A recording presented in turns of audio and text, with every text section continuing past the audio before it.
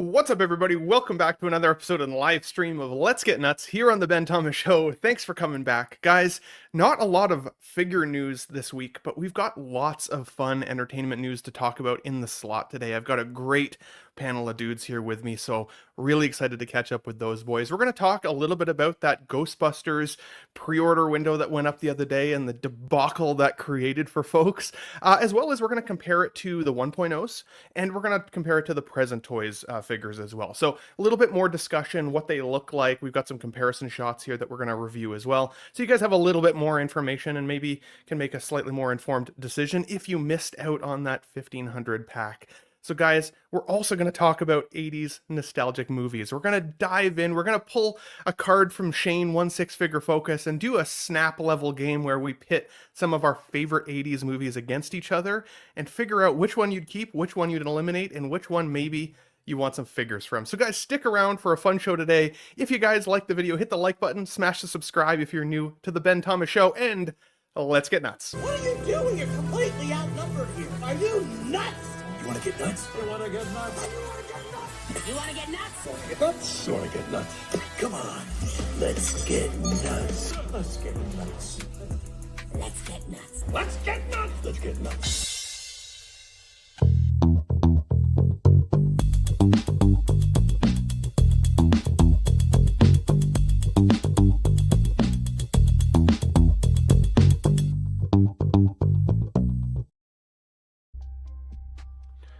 Alrighty, let's bring in our first guest here. The guy who every time he says hi to me in the chat, I just type back, "What's up, VM?" Because Valkyrie Magnus always trips me out with regards to the spelling, but I love this man anyways. We got Valkyrie Magnus back in the house. How's it going today, good sir? How you doing, bud? Excited to be here. You know, Sunday, it's a good relaxing day and good time to spend time with friends. Yeah, man, for sure. I'm excited to hear what you're going to say with regards to the 80s movies being kind of pitted against each other, because I know that's in the sweet spot for me. It's definitely kind of in the sweet spot for you guys, everybody that I've got in the panel today. So it's going to be tricky. I wonder if we're going to lose friends over it. It's really hard to say. So but dude, always happy to have you here. Thanks for showing up as always. Now we've got a pretty eclectic panel today. We've got some European brothers from across the seas here with us. Let's talk, of course, first to Mr. Pete from Only Fools and Collecting, a division of Collecting Weekly, back in the house again. Mr. Pete, how are you doing today, good sir? Good evening, guys. Can I just correct you there that we're no longer part of Europe anymore. Thank you. I appreciate that correction. We may sit on the. It's a difficult. We sit on the map globally. We sit on the continent of Europe, but You're your own entity. we are our own entity now. Mr. Shane, he is part of Europe, so that's why we're a little bit, antagonistic now because she's British. She's probably going to be like, "You're no longer my actual son." You hate to see it if you don't know this information. Yeah, absolutely. Very good good to see you.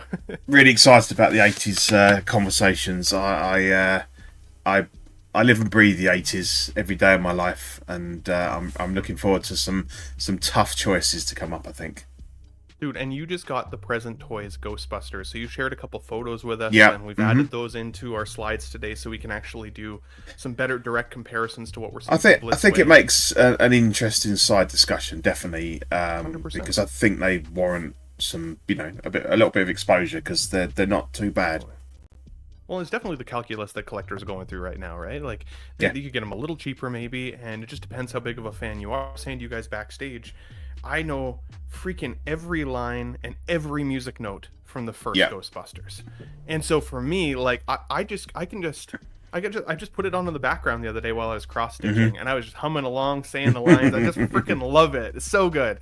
But there's so many great 80s films that hit me in the chest like that as well. So, yeah, very, very excited to get into that chat here in a little bit. So, guys, stick around for that. But, Pete, you're the man. Thanks for being here, as always. Let's bring in the true European Union guy, I guess. We got Shane, Mr. 1/6 Figure Focus, back again. Has some beers on the ready. Love to see it, buddy. Action figures on the T-shirt. Love to see it. Action figures, not dolls, man. 6 scale scavengers represent. Very good. Very good I hate to be the Irish guy, kind of semi calling out the English guy about geography as usual. But you just said you weren't part of Europe. You are absolutely still part of Europe. Oh no, I said the European Union. I said globally on the map, we are still part of the continent of Europe, but we don't see ourselves as Europe now. We are our own entity. You're still Europe, though. You're not part of the European Union. There is a difference. Yeah, maybe. Because you wouldn't be your soccer team, your football team wouldn't be able to go to the Euros if you weren't part of Europe. Okay. That's a good clarification. Football Some team. fighting words. Football. Yeah. But we call it football in Europe, and in the EU we don't call it soccer. Actually, I will actually say, okay, two things. One, I'm very conscious that I'm not going to swear in the first 5 minutes. Or I won't swear for the whole show. You got it all backstage. You got I won't and it's just like a... Go ahead. I won't swear for the entire show if that's what you... I set parameters my own show. I don't believe you. I will not swear for the entire show if that's what you want. But I will actually tell a slightly embarrassing story because I don't want to be having a go at Pete when I make the same mistakes myself, right? So, about 2 years ago, myself and Megan were going to France, which absolutely is in Europe and is in the European Union, and we were going snowboarding. But it was cheaper for us to fly from Dublin and fly into Geneva, right? And then, like, Geneva is like Switzerland, but there's part of it's on Switzerland, part of it. There's two different exits to the Geneva airport. One exits Switzerland side and one exits the French side. Very unusual. But it's cheap for us to fly there to get to where we wanted, yada yada. So we're in the airport and we have to wait a few hours for our bus to bring us up the mountains. But we're in Geneva on the Switzerland side, and all my data on my phone dissolves because I've got free data roaming and credit when I'm in the European Union and not outside. So I naturally go full Karen and get onto my provider going, this is ridiculous. I literally just topped up before I left. I mean, I'm in the European Union. Like, where are you? You're like, oh, I'm in Geneva, Switzerland. And instantly it clicked in my head. Now, actually, never mind. It was just absolute complete fail, completely on me. Just, yeah, they are in Europe, but Switzerland are not part of the European Union. True story. Good to know. I've taken notes just in case anybody out there forgot to, so we'll get this right on the next show. I swear to I'm God. telling you. And there'll be a test at the end, folks. Just one. But yeah, just a massive curveball there. To work it out amongst yourselves. Australia in the Eurovision Song Contest. Leave it there. That's fair. Absolute Yeah, nonsense. we got our friends Vita and Jill in the chat here, and she's calling it the Eurovision Song Contest. So Yeah. I've never even Nonsense. heard of that before. If I'm being honest. You don't. It's not. No. No, I'm not missing too much. No. It's a different conversation. It's a long conversation. Okay, we'll leave that for another show. Less news that week. Absolutely. We'll educate you one week, mate. We have one more amazing panelist in the chat here, and I want to make sure we get him in the screen here so we can get part of this conversation. We got Mr. 1, Adam 12 in the house. Mr. Adam, good to see you, buddy. Welcome back Hey, guys. to the show. It's been a little while, man. Yeah, All right. I'm looking forward to getting nuts. How's everyone? Now, there's a rivalry Okay. here. You got Ireland and the European Union. I'm listening. Great Britain, of course, our Ben, our good friend here in Canada. But the real rivalry is here in the States between East Coast and West Coast. Pacific Northwest. I'm in the Northeast. I'm in New York State. So it's New York State against the world. And then I gotta set the record straight here. Football season does not start until the Sunday or the Thursday after Labor Day, and that's the National Football League. So, but I know soccer is playing right now, but football is, of course, played by the NFL, and then in the Canadian Football League too. Oh yeah. As a real Canadian, I don't identify with any sport that doesn't have a hockey stick and a little black puck that's shot around. I'm just putting it out there. It's good to be with everyone here, in all seriousness, and looking forward to. I'm all about the 80s, so looking forward to that. Hell yeah, man. Hell yeah. Yeah. We're going to have a great chat So about good. that for sure. And we'll relate it back to figures as well, just because we don't have a ton of figure news. And it was weirdly quiet this week from Hot Toys. I feel like they clearly had the memo in advance that this was going to be the Blitzway's Ghostbusters week, right? Like, Yeah. why even, Yeah. why Just even compete at this just point? back off, yeah. Well, and I mean, how often are we, like, every week as collectors, every week even on the show or on other panels that we join, we're like, man, like, I gotta start saving money, I gotta start being strategic with my collection. Oh wait, $1,200 for Ghostbusters? I'll take it. And then 2 days later, it's like, oh man, we gotta save some money, it's getting too crazy out there. Oh my god, this! And so Yeah, there's just no way. We would have all been talking ourselves out of the fun packs this week. But next week, our money will replenish slightly again, and we will be drinking the Kool-Aid as is tradition. So we have a great show for us today, guys. This one I wanted to bring up is more of just like a warm-up topic than anything, but I don't know if there's much discussion to be had here. There's been some confirmation from Covered Geekly, which is that the DCU's Clayface will officially be rated an R-rated horror film, which I thought was pretty cool. Like, I've always been a huge Batman fan just in general. I love Batman the Animated Series. Clayface is a really freaking cool character in the animated series, but I was curious how they were going to bring this representation kind of to real life, right? Because you'd think about it, if it's monstrous like Clayface is, it would be pretty freaking horrific in terms of a representation. And so don't know much about this actor, don't necessarily care. It's not a role that I feel like it needs a specific person in it, as long as it's well written and it's well done. What do you guys think though on the R-rated side? Does that make you more excited for films, or does it not necessarily matter? Keep in mind, some of our favorite R-rated films, of course, we're up there with, Deadpool and Wolverine, The Joker, right? Some of those other films in the DC and even now Marvel canon, and they've turned out to be pretty freaking great. There was a time where R-rated films actually kind of cut the population of who might see this film in half. But I think people like a little bit more meat on the bone in terms of kind of what they could expect out of something a little bit more near the mark, if that makes sense. So I'm excited to see a Clayface version, an R-rated horror film. It doesn't necessarily make me want to see it more, but I am pretty excited. What do you think, Mr. Pete, in terms of a R-rated Clayface? This is the first I've seen of this, so I'm not a massive fan of anything that is to do with the villains of famous characters that don't have the hero character in there. So I've never liked any of the Gotham stuff, because it's not got Batman in it, and right. Venom hasn't got Spidey. The Joker's. It's not for me. I'm particularly. Do you think they'll just have no reference to Batman at all, or there'll be some, like, somebody will say something, or it's just like, oh yeah, he's there in the background, but he's not going to get involved here. So I'm a bit meh on this. I think just neutral on it. Yeah. That's fair. And I don't know a lot about the character other than, he can change his shape to pretty much anything. But yeah. Well, because there was speculation at one point that maybe he wouldn't be all that monstrous, right? Like, maybe he was just like a master of disguise.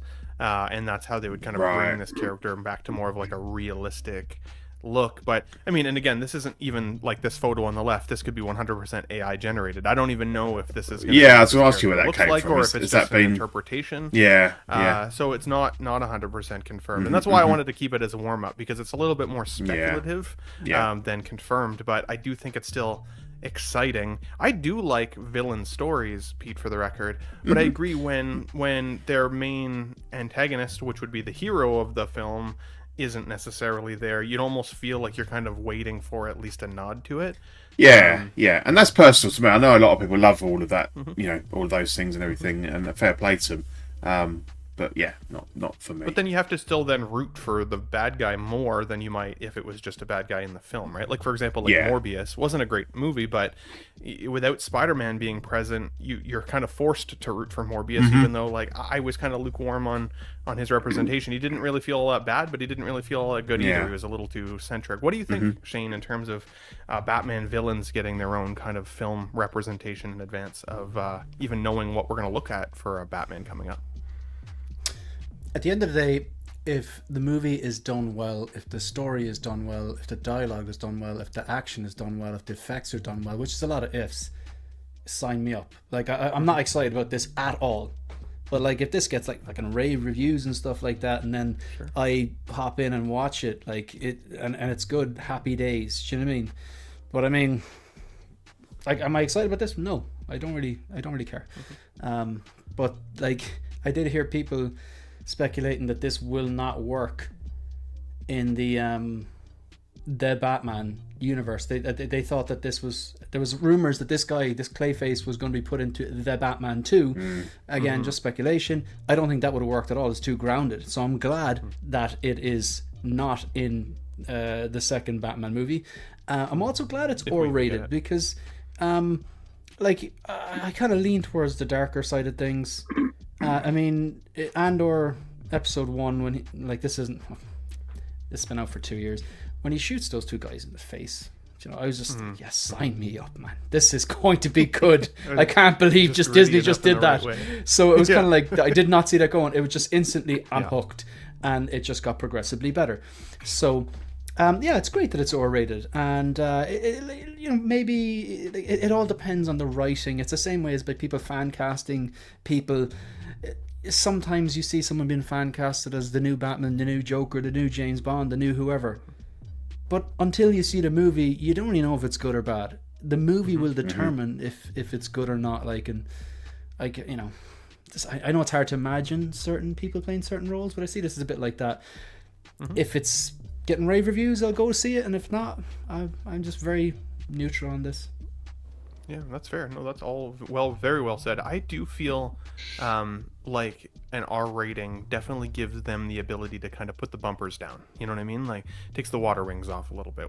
There's just more freedom to be creative and near the mark. It doesn't have to be extra violent or gratuitous or sexy or any of those things to necessarily support an R rating. It just means that they're not so a little extra clay, like he's getting nuts, it's all these things, but it does expand the parameters of what we could see, which is cool, because I also think then that helps raise the stakes of the universe a little bit, right? I mean, how much criticism have we seen of James Gunn being the new kind of head of DC, and because James Gunn's films often are a little scary but a little silly, and some of those things, people are like, oh, this DC universe is going to be way too silly. Well, maybe not. Maybe not, right? And if this is not necessarily tied anymore to the Batman section, which I don't know if we're ever going to see that Batman 2. Apparently, Matt Reeves is still apparently supposed to be submitting his script pretty soon, but I still have a feeling like there may be an opportunity. I think it's starting shooting in January. So they've actually confirmed shooting date? I didn't know that. I shared some today. Sorry, go on, Adam. Yeah, Gunn was just in. I just read an interview with Gunn Friday, and he kind of said, "I'm tired of some fans wanting this to be rushed. We'll do it when the script is ready," and he's working on the script. But he didn't set a deadline. He says when it's ready, it's ready. It's just one thing for that's one thing for him to say, but on the other point, it's been already years. It's already been years, and so it gets to the point where you do start to lose the hype for that character. But hey, you know what? You guys mentioned it. If the script is good, it'll get the people back in the theater and in the seats. Ben, I was very surprised when someone shared in the Collecting Weekly chat about Dune Messiah being released in 2026. It's that's closer than I thought it would be, but maybe we're just so used to things being delayed for 2 years, 3 years, and then it's 5 years. I mean, well, and I had this discussion with a buddy the other day just about television shows, right? We get these 10 episode television shows now, and then you have to wait 2 years for the next season. Last of Us was the most recent example of that, where Last of Us season 2 should be concurrent seasons. That's how it is in the game. There should really be no gap between that story, because in 2 years from now, people aren't going to remember the first half of the story. They're going to have to go back and rewatch the first 10 episodes, right? But there used to be a time where you'd get a new show kind of every year, a new season, and it'd be 20 to 25 episodes, not 10 episodes, without these huge gaps in between. I wish there was an opportunity to go back to something like that. And I think that's what they're going to have to do, kind of as a side note, with those Harry Potter television shows, right? Those kids are in school. They can't be having 2 to 3 year gaps between seasons. They're going to have to shoot that relatively concurrently. Look at Stranger Things. Those kids are in their 40s now, man. That's the common joke, right? Every time you see an AI photo of them, they're 65-year-olds. Do you know the one dude? I can't remember the character name. The black kid. He came back from one season to the next season, and the dude was jacked. I was like, Okay, he like literally between one season he was a kid, and the next season it's like he's a fully grown, bloody jacked athlete. Like, you know what I mean? It's like, man, someone's been hitting the gym, you know. So it was crazy. They just grow so fast at that age, like, you know. That's kids, how I like, feel. I've just, gained so much muscle mass over one day. Clearly, that's all. One man, gym you were born a experience, muscle. Boom. Canadian muscle right there. Yeah. Valkyrie Magnus, who is your pick for a Batman villain if it wouldn't be Clayface, or are you stoked about a Clayface? Is there a villain that you would love to see done? Let's see here. Clayface, to me, he's not a top tier villain, but if Gunn's gonna be directing it, he always does a good job of taking like villains who aren't well known or characters and suddenly making them popular. So we'll see how that goes. But one of my favorite villains who really, I mean, you only saw him maybe a few times, is Ra's al Ghul, or Ra's al Ghul, however it's pronounced. I think maybe that would be a cool villain to bring back in a movie. You know, maybe a nice little fight scene with Batman and antagonistic and everything. That should be a fun movie, I think, in my opinion. 100%. It's interesting you mentioned Ra's al Ghul as well, because I did see James Gunn talking a little bit about, in the new DC universe, dead is dead. Unlike the Marvel, side of life, where, how many times have we seen Loki die? How many times have we seen some of these other characters die and come back to life? And the pushback that James Gunn got was, well, what about the Lazarus Pit, right? Like, yes. Ra's al Ghul's Lazarus Pit, like that gives an opportunity for a character to be essentially brought back to life. Insane, of course, but still technically brought back to life. And he said, well, if there's a good story for it, then sure. But it's not going to be like it's not just going to be like, oh, he died, okay, chuck him in the Lazarus Pit and we'll see him on the next movie.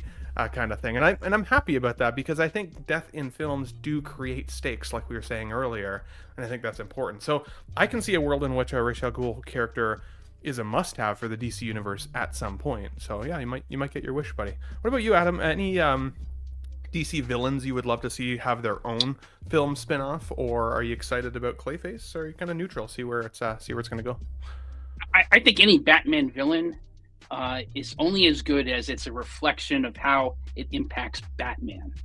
And I think to some extent, it's got to have Batman as part of that story or lead to a confrontation with Batman in the future.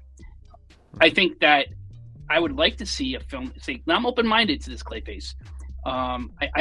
We'll see how Superman goes, but so far, based on this history, I have a lot of faith in James Gunn as his creative vision. If this film is like, and I'm thinking this in top of mind because I'm rewatching with my father-in-law Breaking Bad. He never saw it before. And if Clayface is like Walter White, and it's a character, the bad guy is the protagonist, and Batman is a more of a supporting player, and he's on the hunt for Clayface, that would be something I'd be interested in. You could have a limited use of Batman, and Batman is trying to go after Clayface, but you see, not from Batman's point of view, not Batman meeting with Jim Gordon, not strategizing with Alfred, but Clayface trying to stop or avoid getting caught by Batman. That I would be interested in, or any sort of film where the villain is the protagonist. It would be a different type of take. But to me, every good villain in a Batman story is how that impacts Bruce Wayne and Batman. And as much as I thought the first Joker with Joaquin Phoenix was a very good film, fantastic acting, I only saw it once because it was kind of a depressing film. And no doubt. I still kept thinking, well, I know, there was the young Bruce Wayne in there as a child, but I wanted Batman. I wanted the older Bruce Wayne. So to me, I want my Batman in any property associated with him. Yeah. Absolutely. Did you see Joker 2, Adam? I did not. Everything is, maybe at some point I will, but everything I've heard about it just says I'm not going to get that time in my life back. Yeah, That's I right. haven't watched it yet. I gave that movie a chance on my way to Vegas a couple months ago, and I did enjoy it for what Very it was. good. I liked it more than I expected. There you go. I tried. I've been working on it. I liked it more than I expected, and most of my buddies were like, "No, you're gonna hate it. Like you're gonna hate it. It's like you said, a waste of your time that you're never gonna get back." I didn't think it was that bad. I didn't think it was that bad. I agree, man. I'd agree. Yeah, so I would give it a chance if you're a Joker fan, or if you like Lady Gaga too. I mean, she was pretty cool in it as well and stuff. So can I just come in on a point there? I think Adam kind of alluded to it. Like, if this guy is a villain, he's a bad guy, right? And I think some of these solo movies, when the bad guy is a bad guy, at the end of the movie, they're kind of almost like a good guy. Yeah. Like, that's kind of a bit of a trope I've seen a while. And it's like, sometimes the bad guy needs to be a bad guy. Like, for example, Penguin had us on the hook.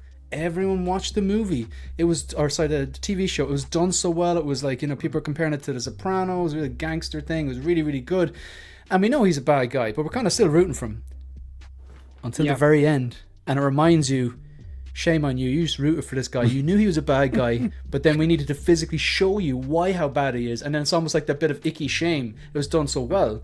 And I like that, because it's like, a bad guy is a bad guy. There are evil people in the world. Not all the bad guys have to be good guys. So I hope that if they do this, and he is a villain, he should stay a bloody villain. Great point. Agreed. I haven't finished watching Penguin yet. I'm only halfway through, but I've been feeling that kind of conflicted gut check myself as I progress, because there are times where there's sympathetic moments, and I think that's one of the best ways to do a good villain, is to give them some level of sympathetic nature, right? You can understand their motivations to a certain extent, but you can't necessarily accept what they do with that. I think it was Jim Collector say, Mr. Freeze, right? I love Heart of Ice in Batman the Animated Series. I've talked about this before, and one of the reasons I love that episode so much, and the character arc of Mr. Freeze, is because he becomes a villain in order to save his dying wife. And everything he does, everything he's motivated for, is in service of saving his wife. And how, as Batman, do you stop a person from doing what he's doing, that is all villainous stuff, at the cost of the death of another person? But because it makes it relatable. Well, and the needs of the many outweigh the needs of the few, right? Yeah, and it's like, the one. So none of us are perfect. Do you mean we're all, everyone on the panel, we're all good people, but we have our imperfections. So if the characters are written one-dimensional, the good guys are always good, and that's it, and the bad guys are just always bad, it's boring. It is boring. You need the characters that, like, the Tony Starks, are like, yeah, he essentially means well, but he's arrogant and he's a bit of an a-hole and stuff like that. But then you have Thanos, and you're like, okay, yeah. Sometimes I see things in life, and I'm like, yeah, Thanos was right, Yeah. But like, so it makes it kind of a bit relatable, and it's a more interesting dynamic when your heroes aren't perfect. And your villains are kind of like, oh, he's doing this to save his wife, even though what he's doing is still wrong. I just find that really interesting. Well said, guys. Well said. Way better discussion than I was expecting on this slide. I thought you guys were all going to be like, I don't care. On to the next one. So thank you for warming me up. I appreciate that. It does make me more even excited, actually, if I'm being honest, after chatting with you guys, to see what they do with this. Because I hope they do kind of what Shane's suggesting, which is really gives you that split gut check and gives you some sympathy, while also potentially ending on he's still a freaking villain. Guys, we have almost somewhere between 40 and 50 people watching already live. Thank you for getting nuts with us here on Sunday. Hope you're enjoying the show so far. If you don't mind, hit the like button on your way in. It just helps promote the show to everybody who has to watch it on replay, of course. I really, really appreciate that, guys. Let's move on here. This was a funny one that I just added in, but I was curious what your takes on this would be. So Will Smith has recently come out and revealed, after all of these years, that he turned down Inception, the role that Leonardo DiCaprio now famously played. And I put Matrix up here as well, because that's also another role that Will Smith had turned down in his career. He was originally cast to look at playing Neo, and he said he just, honestly, for the Inception movie, he said he just didn't really get it. And I think at the time, Neo, because it was a little bit more of an ensemble cast, even though he becomes the one and he's obviously the most important part of those films, Will Smith didn't take that role. And of course, The Matrix went on to be one of the most famous, culturally relevant, especially at that time, films of all time. And so obviously this guy's feeling a little sad now, because he's at the, he's older, he's later in his career now, and he's looking back. And we've now seen him in ensemble casts such as Suicide Squad, where he got to play Deadshot and stuff. So like I think he's maybe changed his thinking on that as he's got a little bit older. But I was curious from you guys, Do you think these movies would have been as successful as they were if Will Smith had played the character? Or do you think that the casting of these characters who in fact got the roles helped to make these films what they ended up becoming in terms of culturally relevant or, super box office smash hits? For me, I've always seen Will Smith in a lot of ways as Will Smith in movies. And so I think for me, he has always felt like somebody who wants to be the star, and in not necessarily in a bad way. There's films like Independence Day where there's an ensemble cast there, but I always felt like Will Smith really stood out as one of the favorite parts and castings of that film, right? And he really takes over ownership of that movie, whereas again, something like The Matrix, there's a lot going on. Something especially like Inception, there's a lot going on with other characters and not just the main focal point. For me, I don't think these movies would have been as successful if Will Smith had actually been cast. But Pete, I was curious what you think now hearing that Will Smith has finally revealed that he should have played Leonardo DiCaprio's role in Inception, missed out on Neo. What do you think? Would these movies have been successful? Not quite sure what his motivation for coming out with this is, because he's done enough massive, famous films himself. I know he's not, everyone's number one at the moment after what happened at the Oscars or whatever it was a couple of years ago. And yeah, he is kind of getting into his sort of later years, but I don't know that anybody benefits from this. I think that he certainly wouldn't have worked in Inception, because I always feel like most of his films, even some, I mean, maybe not I Am Legend, but he is like a comic kind of action guy, like Bad Boys and stuff. There's a lot of comedy in that and everything. So, and I think I've said this on stream before. So if you haven't heard it, don't crucify me. But I'm not a massive Matrix fan, to be honest. I think when I saw it, I think it's a shame that he hates me. But then he once said that he'd rather get rid of the Star Wars original trilogy, for Terminator. So there we go. Double down. Double down. Yeah. Double down. So, this man has no dick.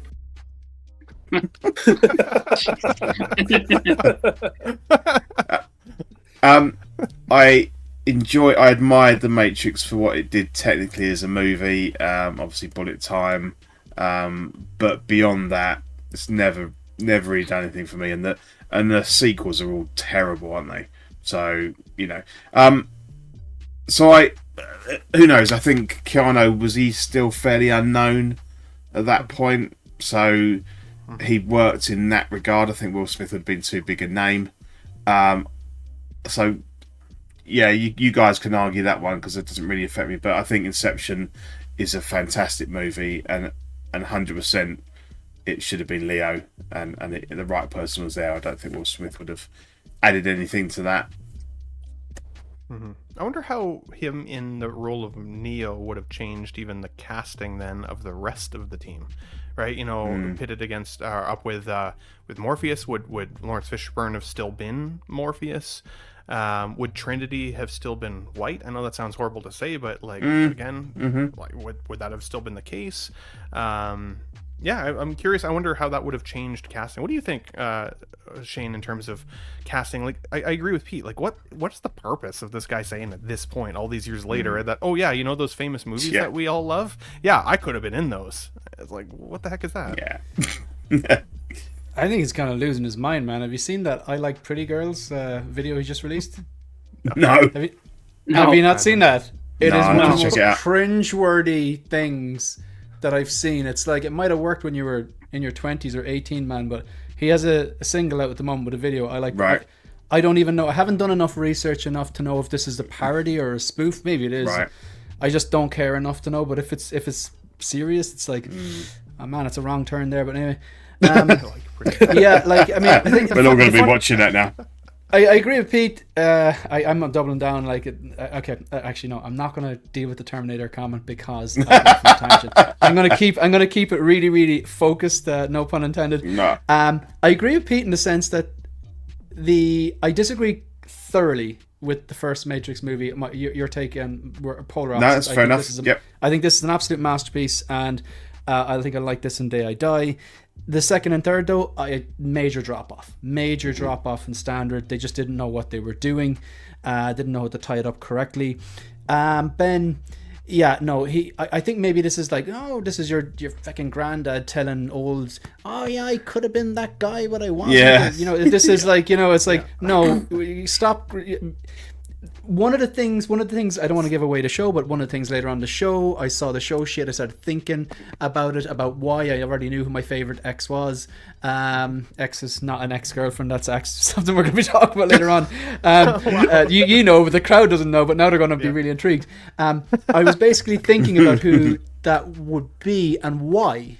And one of the things about Christopher Nolan is that he basically pursued a lot of the actors he wanted to work with for the Dark Knight trilogy, and he's like a Quentin Tarantino and a Scorsese, where he reuses actors and actresses that he used before that he trusts. So I don't think Will Smith was ever really truly in the running to this, but also I don't know the source, so maybe it's absolutely true. But I think this, like, maybe the name was thrown out there and his agent wanted him to be in the movie, but I can't imagine Nolan really going, yeah, you know who we need? The Fresh Prince for this Inception. Yeah. I just don't see it. I will say a funny story about The Matrix, though. I think Neo works so well because he's not like a muscle-bound, you know, huge, built like a brick sugar house quarterback style. He's just the everyman. He's not jacked in this. He's a normal guy. He looks like a computer nerd. He looks more whiter than me. Like, you know what I mean? It's like the guy looks like he hasn't seen his son since Christ was a boy. So, like, it works because he's just a nerd. But in The Matrix, it's the power of the mind that matters. And I remember one of my friends in school hated. He loved the movie, but he hated Keanu Reeves. He's like, I just don't believe he could do any of that stuff. And I was like, he's an actor, man. Yeah, but you put Wesley Snipes in there, and I believe he'd be able to kick the crap out of you, you know? So, no, I didn't. I think this is nonsense. A nothing burger, as Eddie would say. Yeah. Fair. Vita in the chat says, Vita, aka Herky Side, says, I don't agree that he's a comic action guy. Like 7 Pounds, Pursuit of Happiness, very iconic. I agree. He's definitely had roles that are certainly more dramatically serious. For sure. But that's his best role. I literally just looking at a list of his movies, and honestly, none of these I really am in a rush to rewatch, but I thought he was amazing in The Pursuit of Happiness. I always liked the I, Robot movie, but just because I always liked the idea of future like robots and like what our world could look like with robots, and it seems like we're maybe getting closer to that science fiction in general. Jim Collector also says, I could see him in Inception personally, just not The Matrix. I agree with that more so for sure. I could not see him replacing Neo. What do you think, Adam? Could you see Will Smith replacing either Neo or Leo in Inception? And why do you think, at this stage in his career, he's coming out and saying this? And I mean, L. Walker says here, I think he was just making a statement, all actors do this, but I think it's kind of like a slap in the face to the talent who made these films amazing, if I'm being slap honest. In the face. I see what you did there.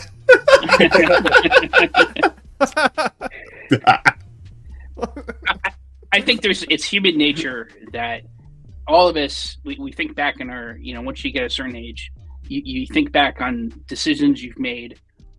Should I have broken up with this girl or gone out with this girl or guy? Should I have gone to this college? Should I have taken this job? Should I have made this decision? And we all have regrets. That's human nature. You think about paths not taken. And I'm sure part of this is Will Smith. His career is not as, he's not the Will Smith that he was circa Bad Boys and Independence Day and the Fresh Prince of Bel-Air. He's a different period in his career. He's older now. And I'm sure certainly with the Oscars and the slap there and the downward path, I think his career has taken since then, that trajectory. I think he's probably reflecting on that. So I'll give him the benefit of the doubt there. It's very hard to think of anyone but Keanu Reeves now in the role of Neo. And, prior to Matrix, I think, as I recall, the two things that Keanu Reeves' kind of biggest hits were Bill and Ted's Excellent Adventure and Point Blank. I mean, he had other films too. I think it was My Own Private Idaho. What was the name of that movie? It was a crime film. Yeah. But he has some, interesting kind of more independent films that he was a part of, and that was like a revolutionary role. I think it really changed. You wouldn't have John Wick films if it wasn't for The Matrix. I was about to say, I don't know, say- Adam. I once saw him kill 3 men in a bar with a pencil, but He also Yeah. did Johnny Mnemonic. Remember that one? Johnny Mnemonic. Yeah. So It was pretty much like a pre-Matrix movie. yeah, but if you look at there's I always think these are interesting kind of thought experiments, because you look at Indiana Jones. They originally wanted to cast Tom Selleck. CBS wouldn't let him out of Magnum PI, so we had Harrison Ford. Spielberg offered Harrison Ford the role of Alan Grant in Jurassic Park, but Ford didn't want to do it. He thought maybe it's a little too close to Indiana Jones. Like, that would have been interesting to see Harrison Ford in the Jurassic Park, at least in the first Jurassic Park film. So there's always these stories of different actors who were offered major roles that never came to be. I cannot see Will Smith in either of these roles based on where he was in his career at the time.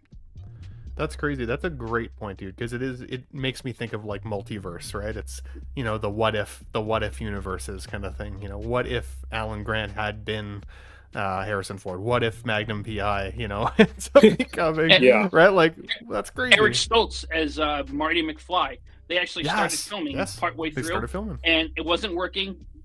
They parted ways, and they hired Michael J. Fox. That was one of my favorite jokes in the Flash film, actually. I know a lot of that went over a lot of people's heads, but if you know, and like that was actually, I thought, a great aspect of that multiversal kind of timeline film, right? That that he was in there. That's awesome. We got Collecting Weekly in the house. Have a great show, Ben. Good to see you, buddy. Thanks for being here as always. Mr. Valkyrie Magnus, certainly last but not least. What are your thoughts here on Will Smith? Love it. Yeah, I was like, remember he just at the time he just finished up with Independence Day, and then what was that other movie where he played a cowboy? And Wild West. Wild West. Yep. Yeah. He was like on the top of his game, because I remember at the time he was like a really popular actor, and I remember was it the writers actually wanted him, but he didn't feel like it was going to be what do you call it, a popular movie, so he said no to it. I mean, this is what his story was at the time, and some people say, well, why'd you reject it? And he said that Keanu Reeves is probably the best person to play the role anyways. That's how he came back with that. And yeah, I think at this point, Keanu Reeves, of course, we can't think of anyone else but Keanu Reeves. So, but you know what? It's like I remember a quote from someone before and said that the path not taken is one that doesn't exist. And sometimes it probably is best that he didn't take that role. Maybe The Matrix wouldn't be as good of a movie as it was. Maybe for the best. And of course he did other movies that were good too. So like Bad Boys, that's his thing. Yeah, I never saw the newest Bad Boys film actually yet, though. I still gotta It's right. watch that. It's funny. Yeah, it was fun. Yeah, it's fun. Cool. Okay, I still have to see it. El Walker, I will check out this list and I will revisit the conversation if there's some ones that I think are crazy. So, because I think every actor has turned down roles that end up being great movies, and sometimes they turn down roles that end up being absolute shit killers. And it's like, well, glad I didn't take that one. Speaking of which, is this next movie one of those? Is this going to be a hit? Is this going to be a flop? I'm curious. We're looking at Masters of the Universe, the new He-Man film. We've finally seen a couple of spoilery-ish images of what He-Man can look like, or Prince Adam specifically. I think it's funny that they gave him a pink dress shirt, because obviously, when he's Prince Adam in the cartoon, he's wearing pink. Yeah. So it's like, oh, okay, I see what you did there. That's good. But I mean, Idris Elba's in this film, as Master at Arms. Like, there's going to be some interesting castings here. I feel very lukewarm on this one. I really enjoyed Masters of the Universe, like the cartoon. I also really liked Thundercats back in the day. Like, I liked some of those old shows. Yeah. But I feel like, personally, this is a movie I didn't feel like I ever needed to happen. Like, I would have been okay, I think, with just my nostalgic love for the animated series. But I will say, when I first saw images of this actor who's playing He-Man, or Prince Adam, he looked a little on the small side.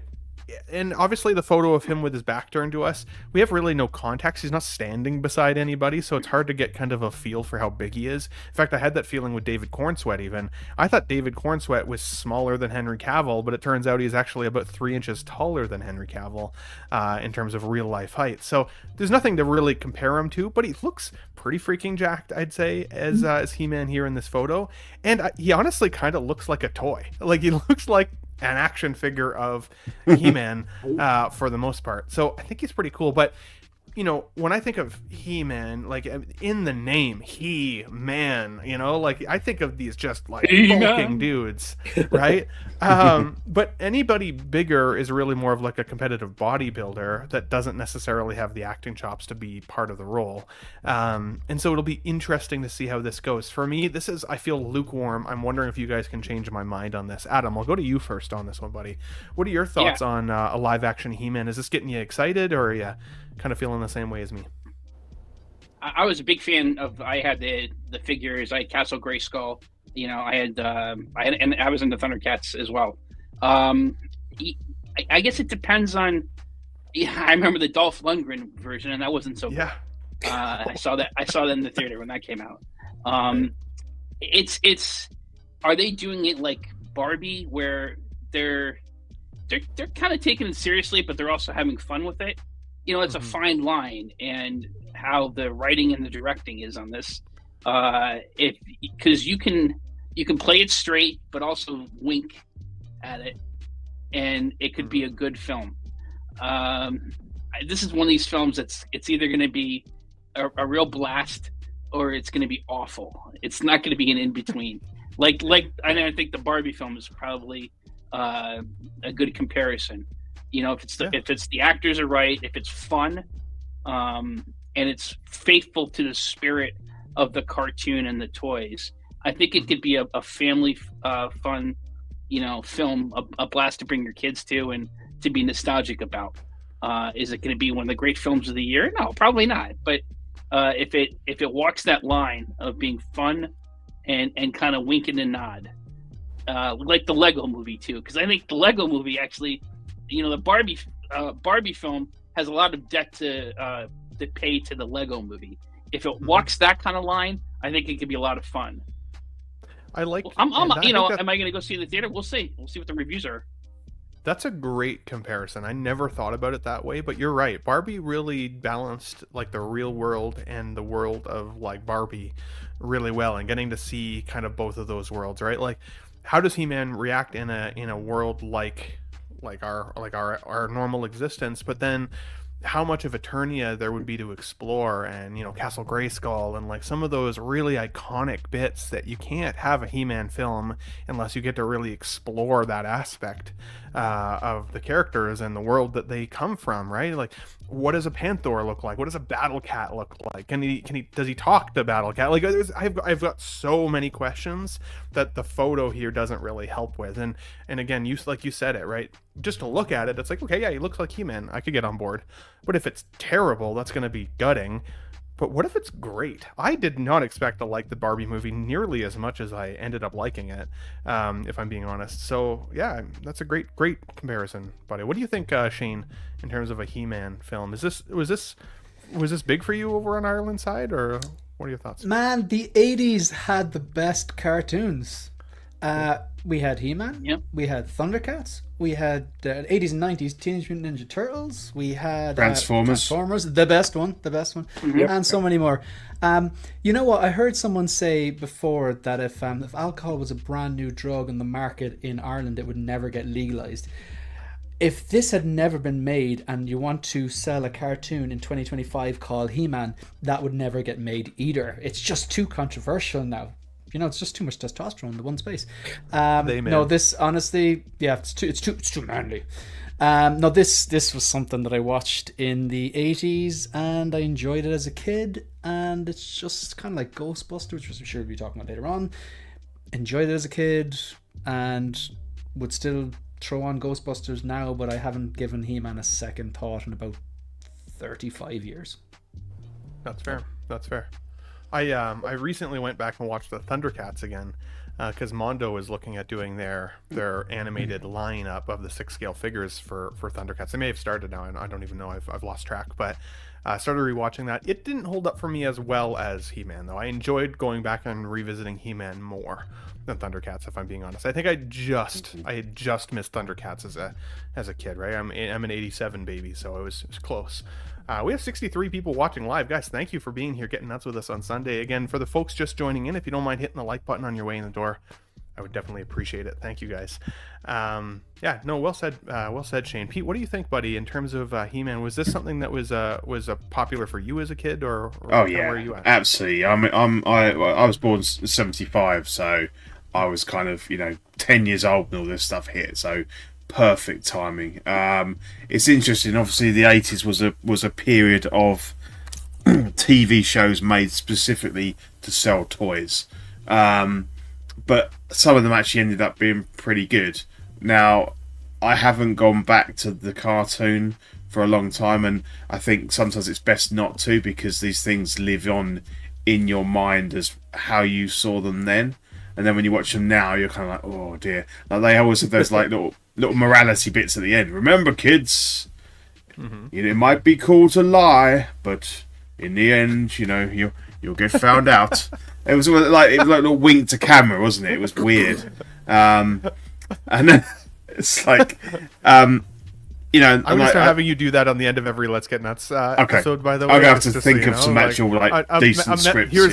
And here's a message from Pete. Yeah. Say no to the European Union, kids. They're evil. Fantastic. Yeah, that's it. And I think, I assume Thundercats was similar. Transformers definitely, but Transformers is amazing. Love that. I'm going to admit here, the Dolph Lundgren movie is a bit of a guilty pleasure for me. I'm not going to stand up and say it's a great movie and the portrayals are great, but there's something about, again, it's that, I was 12 when that came out, so it was like massive. Like, it just blew me away. I think it was very well made. Like the production and stuff was very good. And obviously it's a bit funny because it's a bit like in a way the Barbie thing, although they're not. They're not toys and they come into our world. Obviously, the whole plot of that is they end up going from Eternia, which you don't see much of, to obviously to 80s America. So there is that kind of like fish out of water kind of culture shock type thing. And I don't know. I think the performance of Skeletor is fantastic. He's like really, really hams it up. It's great. So yeah, I don't mind that movie. I'm quite excited for this because I think that they could do really well with it, and I think it probably needs to be a bit tongue in cheek. But there's so many characters and stuff, like on the villain side particularly, that you could kind of really go to town on. So yeah, and obviously I hear talk about Thundercats as well. That would be great as a movie. I think if this does well, we'll see a live action Thundercats. I would not be surprised. And I'm looking at this picture of the actor here again, kind of faced away as well, thinking, man, if Hot Toys goes down this line at some point, if it does well enough, we're gonna have one hell of a seamless body for this character, eh? So, yeah. You'll have to see it. Valkyrie, what about you, buddy? Were you ever like a Thundercats fan, a He-Man guy? Both, neither? Where'd you lay in that? So I was a huge 80s fan. So I watched everything: G.I. Joe, Transformers, He-Man, Thundercats. I just loved it all. But what's funny was like I think a week ago I saw this thing about like a scene from He-Man. So on YouTube, so I turned it on, and it was just really funny because it was like they set a trap for all of He-Man's friends. And no matter what He-Man could do, they would all perish. And it was really funny because like Evil Lynn said this comment. He goes, "And there's nothing you can do with your beautiful muscles." And I thought, what? It's like, are you coming on to He-Man? It was just a funny thought. I was like, why would you say something like that in a children's cartoon? Hey, it's for everybody. You gotta love to see it. Love your fellow man, right? Yeah. That's fair. I often compliment Pete and his beautiful face, so it's one of those things. So, love you too, man.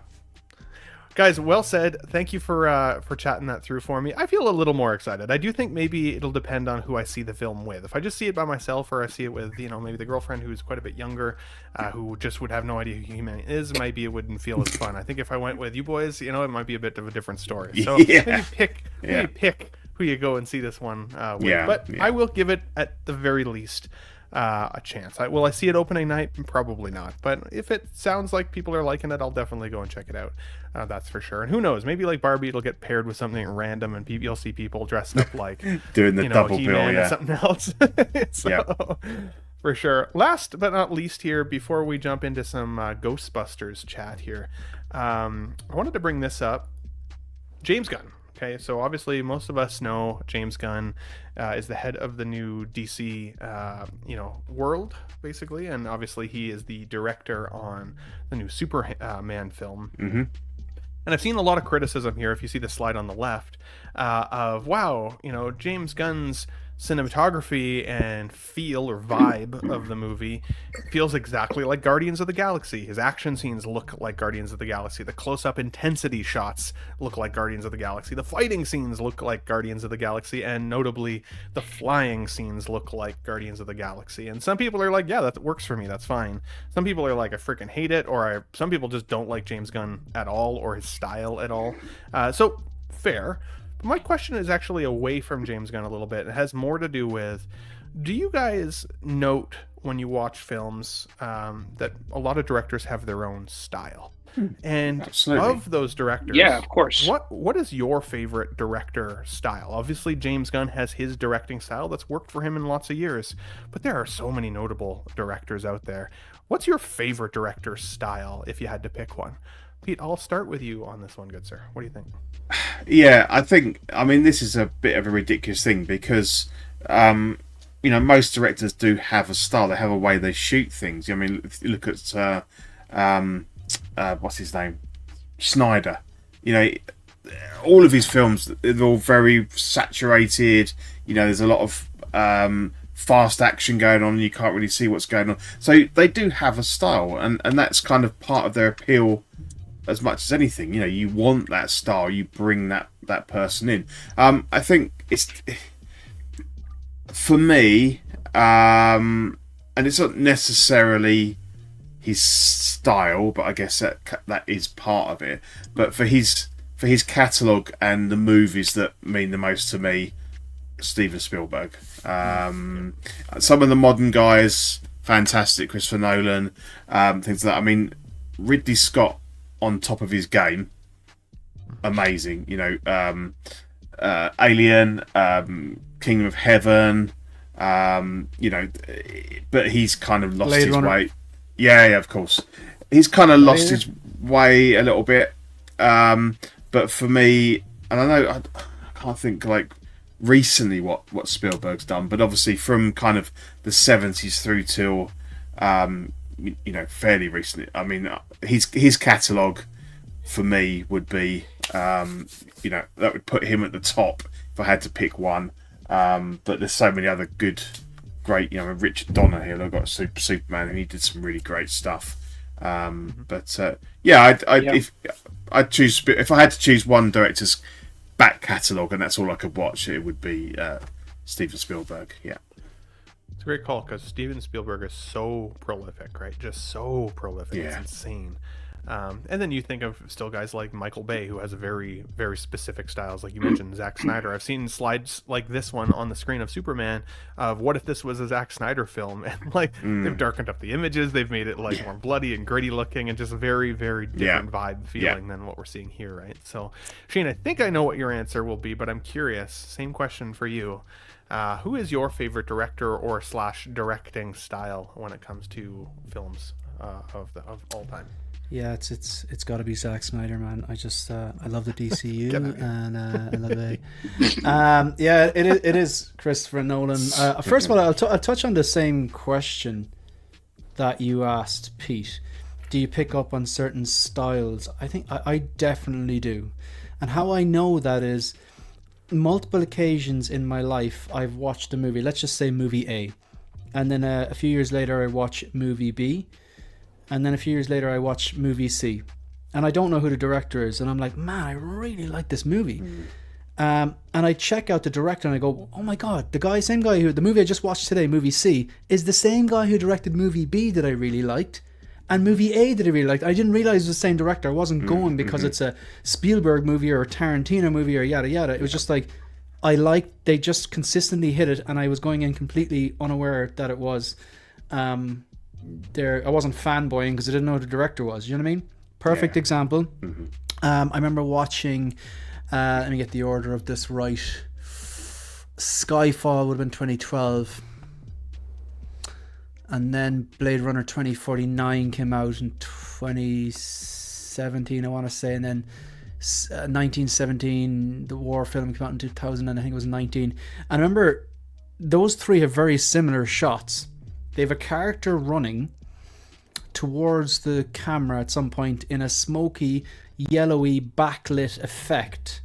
Maybe they're not running or maybe they're standing, but the idea is you can see the silhouette of the character and there's this beautiful, smoky backlit going on. And it's all done by the same cinematographer, Roger Deakins. So he's done some fantastic movies. Just being able to visually represent something beautiful on screen. Mightn't be the director, but it's a cinematographer. And obviously certain directors would like their style and they'd pick up on that as well. So look, my favourite director is Christopher Nolan for multiple different reasons. I touched on one before. He works very closely with his brother Jonathan. So the story has to be good. And he obviously works very well with his brother, and his brother, writes very, very good stories, writes very, very good script, very good dialogue. Christopher Nolan actively pursued people like Michael Caine and Morgan Freeman, Gary Oldman. They had maybe different roles in mind from, but he went out, he knew what he wanted. The casting he gets are fantastic. The non-linear storytelling style has always appealed to me. We've seen it in Batman Begins. We saw it in Tenet, whether you liked it or not. We definitely saw it in Memento. I like that. It's not just start, middle, end. It's like, we're going to start here, but I'm going to flash back, and then I'm going to flash forward, and then we're going to come back to the original point. I love that. It makes you, it grabs you and says, you need to pay attention to this and put your phone away. Because and I love that because we spend so much bloody time on our phones, so I need to put my phone away when I'm watching one of these. And I just really, really like that. And of course, then the whole the practical effects, where he's like, if he has this theory of not theory, it's part of his. If we can shoot a real effect for this, if we can absolutely flip the articulated truck in the middle of Chicago, we're going to do it instead of using CGI and making it look like a PS2 graphic. And I love that, the blend of practical effects and CGI, because all practical, we're past that. All CGI, the original trilogy, the prequels told us that doesn't work all the time. So when they merged those, I love that, and the use of IMAX. Sorry, I went on a bit, but look, he's my favorite director. I can't wait for the Odyssey. It's gonna be epic on a new scale.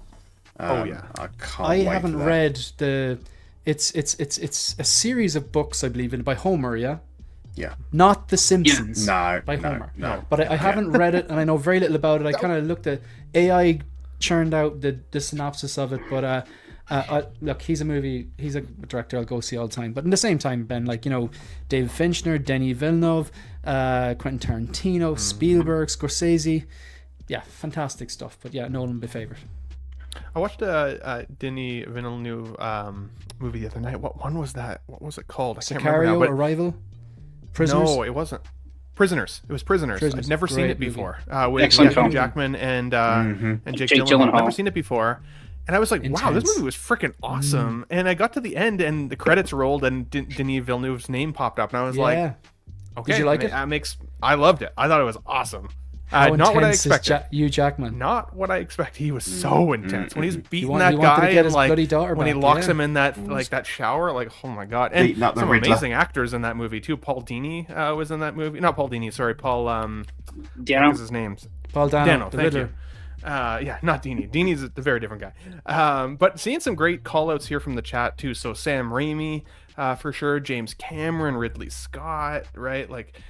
Tim Burton, Zack Snyder, Wes Anderson, let's see here, Scorsese, of course, Kubrick, Nolan, Hitchcock, like, man, like some pretty freaking standouts. And that's why I wanted to talk about this today, Adam, because again, seeing critics say, well, this looks like a James Gunn movie, it pisses me off. Because I mean, I guess if you don't like James Gunn, then you probably won't like it, but otherwise, yeah, like it should. It is a James Gunn movie. What do you think in terms of directing styles? Is that something that you catch on to pretty quickly? And do you have a favorite in mind? I think that criticism by some is lazy. It's a lazy approach by haters. If the internet was around when Claude Monet was painting, they'd be like, "Oh, another outdoor painting. Oh, come on." Great there. Yeah. So listen, these That's are hilarious. a bunch of haters, and they're few and far between, but they get a megaphone on the internet and they find these things. Every director is an artist, and artists have every artist has their own style, just like a painter, like Monet, like Rembrandt. So the director, the great ones, people in chat on this panel, have every one of them is a great director, and they all have their own style. Now, for me personally, it's Steven Spielberg. He's made the movies of my life, and in many ways in collaboration with John Williams as the composer, who's written the soundtrack to my life. In fact, on Friday, this past Friday, was the 50th anniversary of the release of Jaws. And before this stream, I sat down and watched a good chunk of it again for the gazillionth time. And one of the styles I've noticed today while watching, there's a scene in Jaws where Roy Scheider's character, Chief Brody, is sitting at his kitchen table with his youngest son. And he's very stressed about the shark attacks. And so it's this quiet little scene where he's kind of playing faces with his little boy. And in a thriller horror film that Jaws is, that Spielberg took the time to do that little scene with his kid. And Spielberg was a great director with kids. That's the first time you really see that in Jaws. He uses that later in E.T., of course, and Close Encounters, Empire of the Sun. So many films that he takes the time to these little human scenes in what would otherwise just be your standard thriller horror film. That's one of the styles that I think separates Spielberg from many other directors, among other things. But to me, Spielberg is the GOAT. I agree. I think to answer the question for myself, because I haven't, I guess, given mine, I think Spielberg is the same for very many reasons. I would say that Nolan is my kind of second, but the only Nolan film I didn't enjoy was Tenet. I've tried going back to that movie now 3 times, and I just can't get through it. I just can't get through it. I haven't enjoyed it, and so that's not a knock against him. It's just one that it just didn't resonate with me. But there are very, very few, if any, Spielberg films that I can say that I don't like or don't get. Like they take you through pretty well. Maybe was there what was that one called? Super 7? I think that was a Spielberg film that I did. J.J. Abrams. Kids. Was that J.J. Abrams? Yes. Was... Super 8, no? Yeah, okay. Super 8. Yeah. That was alright. Yeah. Super 7 is the action figure company. Yes, yeah, great. Right. Yeah, that's right. Action figures in the brain, Ben. But you also said something to me. You said something, Adam, that also very much resonates with me, and that is music and films. Hans Zimmer often pairs with Christopher Nolan. Oh, sorry. Sorry, my phone just started ringing. Of course, it's a work call. Hans Zimmer often pairs with Christopher Nolan, like you said, John Williams. You can't think of a film like you can basically, if you think of John Williams, you can play the first 3 notes in your brain, and you'll know exactly where that movie is, right? Da-da-da-da, right? Immediately, Jurassic Park, like so many, and so music for me often really truly resonates with how much I love the films that we're watching. And I'm gonna have that note as well as when we talk about Ghostbusters here shortly. Valkyrie, I'll take it back to you. I'm gonna make a really quick work call here, guys, because I have painters on a site, so I just want to make sure nothing's going sideways. So if you don't mind, Valkyrie, tell us a little bit about yours and maybe a little bit about music and maybe some composers that also work for you guys. I'll be back in 30 seconds. Okay. I basically I have like, it's not one favorite director, it's maybe like about 3 or 4, to be honest with me. But I guess the way you guys should start out with is like my favorite movies, and that's Interstellar, Inception, Dark Knight, Kingdom of Heaven, and Justice League. So basically, Snyder, Christopher Nolan, and Ridley Scott. But probably my number one favorite of all that would be Kingdom of Heaven. I know it's not a very popular movie. Have you just picked it up on 4K? It's just come out. It's beautiful. Really? Okay, I gotta go get that then. Yeah, That's awesome. Yeah. Let's see here, but Interstellar, Inception, Dark Knight. Christopher Nolan is just like fantastic to me. Also, those 3 movies will always be something I will have to watch every once in a while.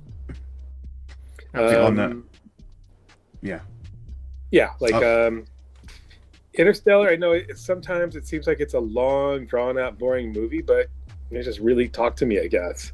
That one, I mean, Inception, awesome movie too. Dark Knight, still one of my top movies of all time. I know there's like I love this guy. Really Ben, I love this guy. I want to adopt him. I think the only thing people will probably knock me on is Justice League. The director's cut or Snyder cut. The Snyder cut you're talking about, right? Yes. Not the Whedon cut. Yeah. No. In fact, it was because of the Snyder cut that really got me into Hot Toys. I mean, I had to get all the Justice League figures. That was like my mission. And then after I was done, Star Wars, Marvel, DC. Didn't quite stop when I finished the Justice League. Absolutely. This was Shane hearing Valkyrie's take. No, you complete me. He absolutely does. He now has an open invite to the Hope Show every Monday. You just rock in, give us no notice, just be there. Yeah. Thanks, I think in terms of composers, Ben, John Williams for me is the GOAT. But an honourable mention to James Horner, who tragically lost his life, fairly young. But the score for Wrath of Khan, is insane. That is one of my. I love that soundtrack. It's amazing. And then you've got Battle Beyond the Stars, Krull. I love all his 80s stuff. It's he did Search for Spock as well, but it's brilliant. And he was fantastic. He had like a real style of his own, and he was tragically lost his life quite too early. I didn't realise James Horner did the soundtrack for Titanic. I think he did. I didn't realise. How did he pass away, or was it an accident? It was an accident, I think. Right, I didn't realise. I should look it up. I didn't know that either. I think it was a plane accident, something like that. Ask the AI. When in Titanic, when the Titanic leaves dock, it's the same kind of like tone as when Enterprise was leaving space dock in Star Trek 2. Yes. And it's the same composer, similar. Yes, it is. So it's an Easter egg. I love that. I love that. Yeah, I got to do a comparison to that now. Yeah, he was in a light aircraft. He was flying it, and it crashed. So he was only 62 when he died. That's brutal. Yeah. Did you see footage of that plane crash in India? Yeah. Some of the scariest stuff I've ever seen in my life. Sorry, it's sad for me because I worked on the 787. Oh my God, no! That's the aircraft, yeah. Yeah, I worked on that program. Are you an aircraft engineer? No, I'm actually a buyer of parts. Oh right, man, that's crazy. I also think Michael Giacchino, as a composer, is also one of those guys. He's very good. I love Lost and some of the other ones that he's done, but I mean, I'll tell you, that guy can make me cry with his music, depending on the scene. Like it's amazing. So that's funny, guys. You let's move on. Sorry. No. What you go ahead. Oh no, it's just myself and Megan are watching rewatching Yellowstone. Oh, Yellowstone. And you know Sawyer? Yep. Yeah. Sawyer is in Yellowstone for 4 episodes. And Sawyer's always this kind of like rugged, kind of handsome guy, and like I was like, the first time I watched Yellowstone, I was like, man, he still has the long blonde hair, and he looks the very same. But there's this scene in a bar, and like Megan picks up on this stuff that I wouldn't pick up. I'd be like, that person's aging really gracefully. It's like, Shane, she has Botox, and I never see it. But there's this scene in a bar, and I'm like, man, I can see he's got stuff pumped in his face. And Megan was like, yeah, he's got loads of work done. It's like because the kind of silhouette and the shape of his face is kind of similar, but when you look at it, it's like it doesn't look natural. I'd never picked up on it before, but yeah, but he kind of plays a similar character in a way. I had that exact same feeling with that exact same actor. I don't even know what I was just scrolling YouTube the other day, and I watched like a quick brief like interview with him, like in some movie lineup. And then somebody was like, "What was your favorite scene from Lost?" And he kind of talked about it really briefly, but even then I said the same thing. I was like, "Oh man, like I don't know if he just looks kind of bloated or something." The funny thing is, like a lot of the men in Yellowstone, like say you have like your Harrison Ford, obviously he's not in Yellowstone, he's in one of the prequels, whatever, but like you have the main character, so you've Kevin Costner, sorry, yeah, and even like Lloyd, they're real rugged, wrinkly men. They clearly haven't got anything done, but they're naturally kind of handsome men, and you know what I mean, where it's like, dude, just grow old gracefully, like, but I don't know, each to their own. He's in the guy who plays Sawyer. He's in a new show called Duster. It's on HBO Max. Mm-hmm. And I know it's funny you mentioned that, Shane, because my wife Mila and I were like seeing the trailer, and I'm like, you know what? He's looking kind of Botoxy there. Yeah, but no, that's exactly how I describe it. It's like you're a bit plasticky. You're a bit like fucking Team America, man. Sorry, we're an hour and 16, and you won't get it. Team America. That's what he is. Yeah. You know the puppets. You know, like the puking and yes. If I want to laugh, I just put on that Team America puking Promise scene. Me you will every never single die. day. It gets me. I will never die. When she shushes him, and instead of getting the lips, gets the eye, but they just leave it like that. Like, so good. Amazing. Guys, let's move on because I want to talk some Ghostbusters, but I also want to say hi to the chat. We have almost 70 people watching live. Love you guys. Thank you for being here. If you're just joining in, if you don't mind hitting the like button on your way in the door, let's say hi to everybody as we always do. Is that everyone? I keep wanting more.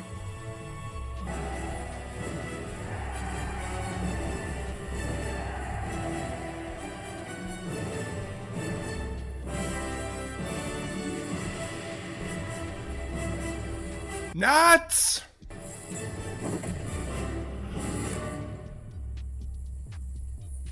Assemble. You guys are absolutely freaking killing it in the chat today. We had Ron E in last night, by the way. I put the show up yesterday for people to bookmark. Ron E was here yesterday at 2 p.m. He's camped out say overnight. Hello, everyone. So good to see you here, buddy. Thanks for being here. We got 1 out of 12 in the channel and on the panel as well. Figure Poser, good to see you, my friend. Thank you for being here. Valkyrie, Magnus, hell yeah, in the channel and on the panel. Love to see it. We got CG as well. Let's bust some nuts. Love to see it. We got Vita, aka her geeky side, with us. Oh, once again, let's get nuts. I've been poking her and Jim to come back on the show. They are right in the middle of exam time at school, so good luck with your exams. And once you're less stressed, come on the show. Would love to see you guys again. 12-inch Moose Stream, as always, in the channel and on the membership. Love to see it. He says, hello, community collectors. Hit the like button hard. By the way, Robocop, Alex Murphy 2-pack, and MMS 90 Predator. Man, this guy, I can't wait to see your collection one day, Moose. I hope you'll invite me over at some point. Mr. Jim Collector with us again.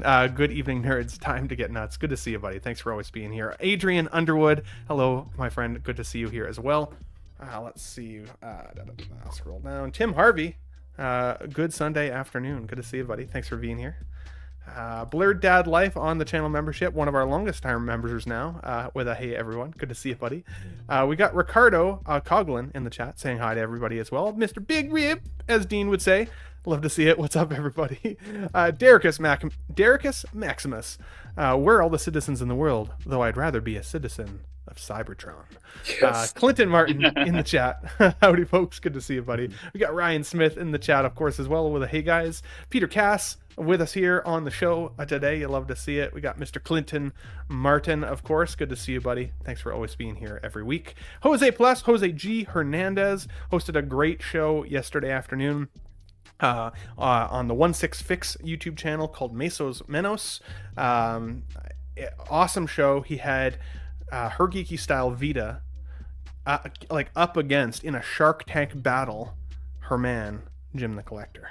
And I'm not going to give away who won, but it was a pretty wild competition. So go back and watch the 16fix YouTube channel if you missed it yesterday, and look for the Meso Manos episode. Field to Burn with us as well. Robert, good to see you, buddy. Thanks for always being here, man. I appreciate you. We must have got Fad Gadget in the chat here. Yeah, add Morbius to the meh list. Fair. Thalia Meyer in the chat with us. Good to see you, my friend, as always. Tijuana Mike, aka King Churro. I gotta get Mike on the show here soon, buddy. I've been seeing you on some of these other live streams, and I've got the fear of missing out. I need Tijuana Mike on Let's Get Nuts at some point. So poke me when you're free on a Sunday, buddy. We'll get you in here, okay? Let's see here. I just want to make sure I don't miss anybody out of respect, guys. Mr. Mark P in the chat with us. Good to see you, buddy. Thanks for always being here, of course. Let's see here. L. Walker, what's up, man? He says, I think he was just making a statement, yet we read this one already. But all actors do this with regards to Will Smith, of course.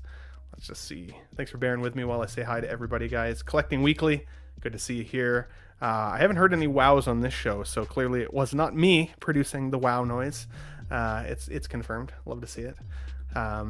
Dave's Man Cave in real life. Hey, Ben, at work. We'll catch up on the replay later. Dude, thanks for watching on the replay. That still counts and is definitely appreciated.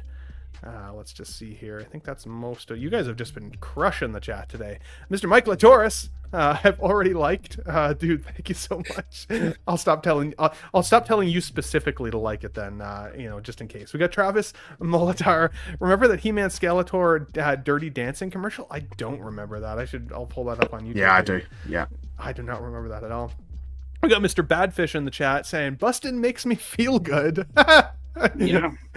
I mean, it's a good time of day to be doing it, honestly. It's very calming in the afternoon on Sundays, getting nuts with the folks. Striker47 here. I know people were going to be very critical as we get closer to seeing the movie, but I'm looking forward to seeing what James Gunn's vision is going to be. Dude, same. It's easily my most anticipated film, I think, of July. And there's some bangers coming out in July. I'm excited for Fantastic Four. I'm excited for Jurassic Park. I'm seeing 28 Years Later on Tuesday, this coming Tuesday. So I'll be able to speak to that a little bit as well. But yeah, I'm excited for that, for sure. I think that's almost everybody. Mitchell Lawrence in the chat. John Carpenter, super underrated. He can do fantasy, horror, and sci-fi. Also produces sinister scores. Absolutely. Totally. Let's see here. I think that's everybody. Mr. Ryan Dean, almost missed you, buddy. Says, just joining in. What's good, Ben? Panel and chat. Hope everyone's having a nice weekend. Dude, you too. You too, man. I think that's almost everybody. Yeah, I think that's everybody. If I missed anybody, call me out in the chat and we'll give you a special little extra shout out. Jose says, thanks for the kind words, Ben.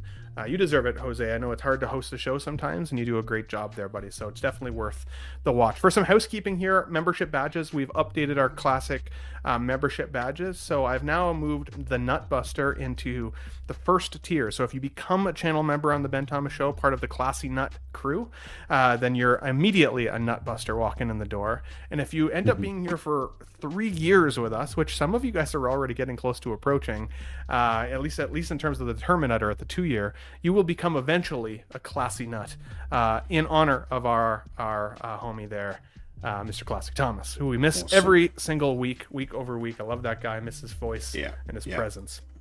To go alongside that, remember emojis here. If you are a channel member, these are some of your emojis that you can use. You can do this or that. You can do a nut buster or bustin' makes Badfish feel good. If you're missing Classy or you just think there's a classy take on the show, you can always put up his SpongeBob SquareBows emoji as well. I know he would appreciate that there for sure. Honest Hansel in the chat as well. Good to see you, buddy. Thanks for being here. One of my Canadian buddies. Love to see it. And then last but not least, as I said, we have updated our Classy Nuts title. So previously we called this the Tough Nut Crew. I asked permission from all the channel members to change it to the Classy Nuts. I had no resistance, so thank you guys for being so supportive on the change there. I like this honestly more. It makes me smile every time I see it. I've added SpongeBob SquareBalls to the top because now he is a legendary member. He will always be there for as long as this show exists, with his Classy Nut logo up top there for sure. So yeah, if you guys are interested in becoming a channel member, I will put the channel membership link in the chat here shortly, or you can, of course, you can go through it right on the main Ben Thomas Show page.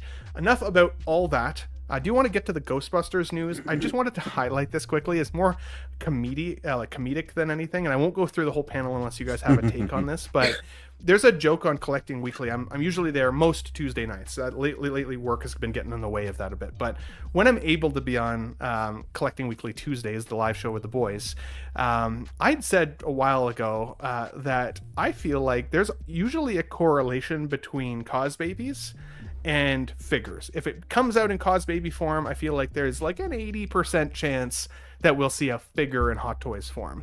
At the time, Zach the Oxfather said, that is the craziest thing I have ever heard. And ever since that first video, or that first take, we have now had a segment on the Collecting Weekly show called Has It Cosbaby, or Does It Cosbaby, or Did It Cosbaby?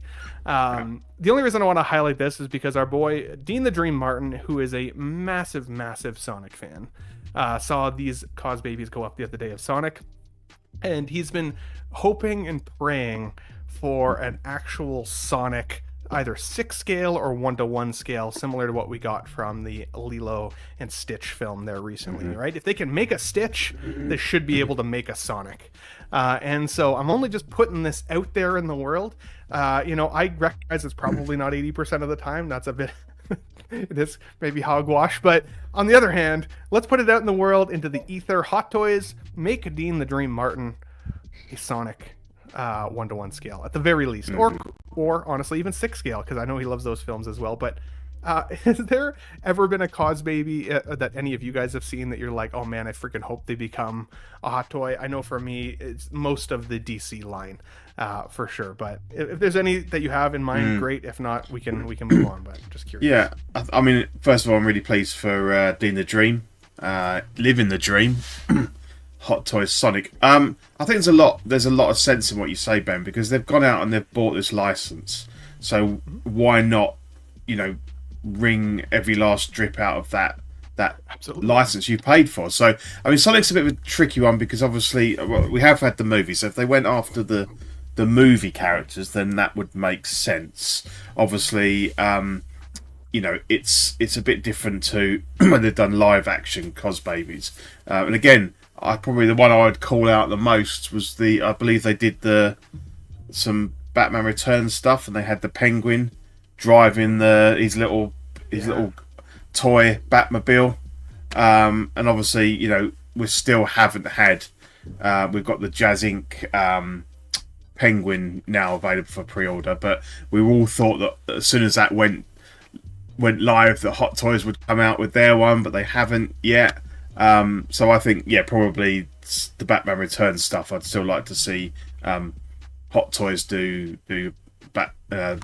Penguin and Catwoman and that stuff. Yeah. But that was a long time ago they did those Cosbabies. So I remember that one in the Penguin, like in the duck car. I was like, yeah, maybe. Well, the duck car, and also in the Batmobile. He's got the little toy Batmobile. He was in that as well, which is really cool. 16 Figure Focus says, Ben Thomas Show, 60% of the time your Cosbaby theory works 100% of the time. Love to see it. Love it. Back when they made Harry Potter Cosbabies, hell yeah, dude. I mean, we know we ended up getting that from InArt, but hey, you never know, right? Sometimes they come to fruition. So let's move on. Again, this was more silly, but I just wanted to have a laugh and root for Dean the Dream Martin. Let's talk though about our Blitzway Ghostbusters week. And sorry, before I do that, I'm seeing some things pop up here. Holy cow, guys. So we got 16 Figure Focus with a €10 super chat. Dude, thank you so much for that. I really appreciate that. Super generous. That's even more generous than some of my fundraisers tend to be. So this is for you. I'm having one fundraiser with my pals. You'll never need another cent. I'm having a time, Ben. Man. What can I say? You didn't even. I'm about to go jump in the swimming pool. So. There you go. Which is not a swimming pool. Ron E has also generously gifted 5 Ben Thomas Show memberships. Dude, thank you so much for getting people part of the Classy Nut crew. That is really appreciated. And then Vita, aka her geeky side, has also just become a YouTube member. So hell yeah, we are happy to have you here, part of the Classy Nut crew, of course. This is for both of you guys. So we're going to play 2 of these concurrently. Thank you. Thank you. Thank you. Oh, thank you. Thank you. Thank you. And Thank you. Thank you. Thank you. Thank you. And also, by the way, I was watching Wolfpack Wednesday this last week. Great show. Happy birthday to Graham. Love that guy. He is now doing a super chat thank you very much the same way. So I don't know if I was inspired by him or he was inspired by me. But creativity in the world is a good thing, although it makes me want to do something different. So I think I'm going to create some new thank yous for super chats as well going forward, because I freaking love you guys. But Valkyrie Magnus too, look at him, what a guy, putting 999 in the chat there as well, man. Thank you so much. I really, really appreciate that. Let's give you a decent. Thank you, my friend. I definitely appreciate that for you as well, guys. Any super chat that comes in ever goes back to the channel members. That's how I help fund StreamYard, which, by the way, StreamYard sent me the bill yesterday. It's $80 a month for StreamYard now, US. So Canadian, it cost me $130 a month for StreamYard just to be able to host the show in the form that you see now. So that's getting to the point where I'm like, I don't think that that's necessarily worth it. I might honestly go back to the free version. The resolution isn't as good, and I can't have as many panelists. But on the other hand, $130 a month, I would rather take that money from the memberships and put it back towards figure giveaways. Yeah. So you guys can give me your feedback if you want on the comments there. If you guys are okay with slightly worse resolution on the Let's Get Nuts panel, or like on the podcast, then I'd rather put that money back towards members and giveaways and gift cards and those types of things. So give me your feedback on that if you guys don't mind. But yeah, let's talk some Ghostbusters. So I'll give you guys my brief experience, and then I'll go through the panel here. Ghostbusters for me, huge nostalgic punch in the chest. I was talking to the boys backstage. I can quote every line from this film. I have every like music note, like bam bam bam bam bam bam bam, right? Just like it's so iconic for me, right? And I've got what feels like an 80s shelving behind me, right? I've got Predator, I've got Terminator, I've got the Back to the Future figures. I can't have an 80s shelf without the Ghostbusters. And when I got into collecting back in 2009, I didn't realize that Blitzway even existed as a company. And then 2017 blew right past me. It hasn't been quite 10 years since the 1.0 release. It was 2017 that those first ones kind of came out, but it blew right past me, because even then I still don't really truly think I knew that Blitzway existed, and so I missed it. And then as I progressively got more into the collecting sphere and I heard about the Ghostbusters and I went hunting for them, they were astronomically high prices. Like I saw them at one point as high as $4,000 Canadian for the 4 figures, which was like $1,000 a figure. Like that was just not good. Like there was just no way. And then of course the Ecto 1, which was super iconic in terms of a vehicle from Blitzway as well, easily one of the best probably vehicles that exists in 1/6 scale, was also just like shockingly expensive. So I kind of talked myself out of ever needing it, because I was like, there's just so many other things I'd rather take $4,000 on, and I could have so many figures for that in comparison. So I'll just miss it. And then this last year when we heard that Blitzway 2.0 Ghostbusters might actually happen, I was very excited to see what the cost of that would look like. I was very excited to see, the upgrades. Obviously, 2017 is that's a pretty decent amount of time now. So I was very much expecting some pretty significant paint application upgrades, outfit upgrades, kind of all across the board. Pete, you talked a little bit about scaling a couple weeks back. So I was curious to see what scaling would look like for these. And of course, the other night, which was Friday night, I had set an alarm on my phone for 15 minutes before the window was going to go up. I sat at my computer desk. I was ready. I was logged in. I had my credit card information logged in. Like I was ready. And I'm not usually a hunter for this kind of stuff. If it's available, I'll get it. If I miss these queues and windows and stuff, that's just the way it goes. But I was like, I am not going to miss the Ghostbusters. I want that 4-pack. And limited to 1,500 units was a pretty freaking small amount. I had no idea, I didn't know if Ghostbusters would still hold the level of popularity that it holds in my heart, though. So, 1,500 still, it's a limited amount, but is it going to go to scalpers? Is it going to go quickly? Is it going to sit for a few minutes? Like, what's going to happen, right? I thought that Wolverine a couple weeks ago, that artisan figure, I thought that was going to go in about 5 minutes for 2,500, and that was up for, I think, like 2 hours, right? So, there was some time. Sat there, refreshing. It hits. So it was 7 o'clock my time, or 6 p.m. PDT, which was the time of release. Hit 7 o'clock. I start refreshing the page. 2 minutes goes by. Still a blanked out button. Nothing happening. Click it at the 3rd minute, so 7:03. Button pops up. I click it. I immediately pay. Get the email. Back out, and I go to the Facebook group. And at 7:06. It was already sold out. So within 6 minutes of this thing going up, the 1,500 pack of the 4-pack was gone, and the 250 of the 3-pack Doctor Pack was also gone. Now, obviously, people started expanding. They started going to some other distributors, right? I think there was a couple other places that had it, like Comic Concepts and stuff. So some people were still able to get it.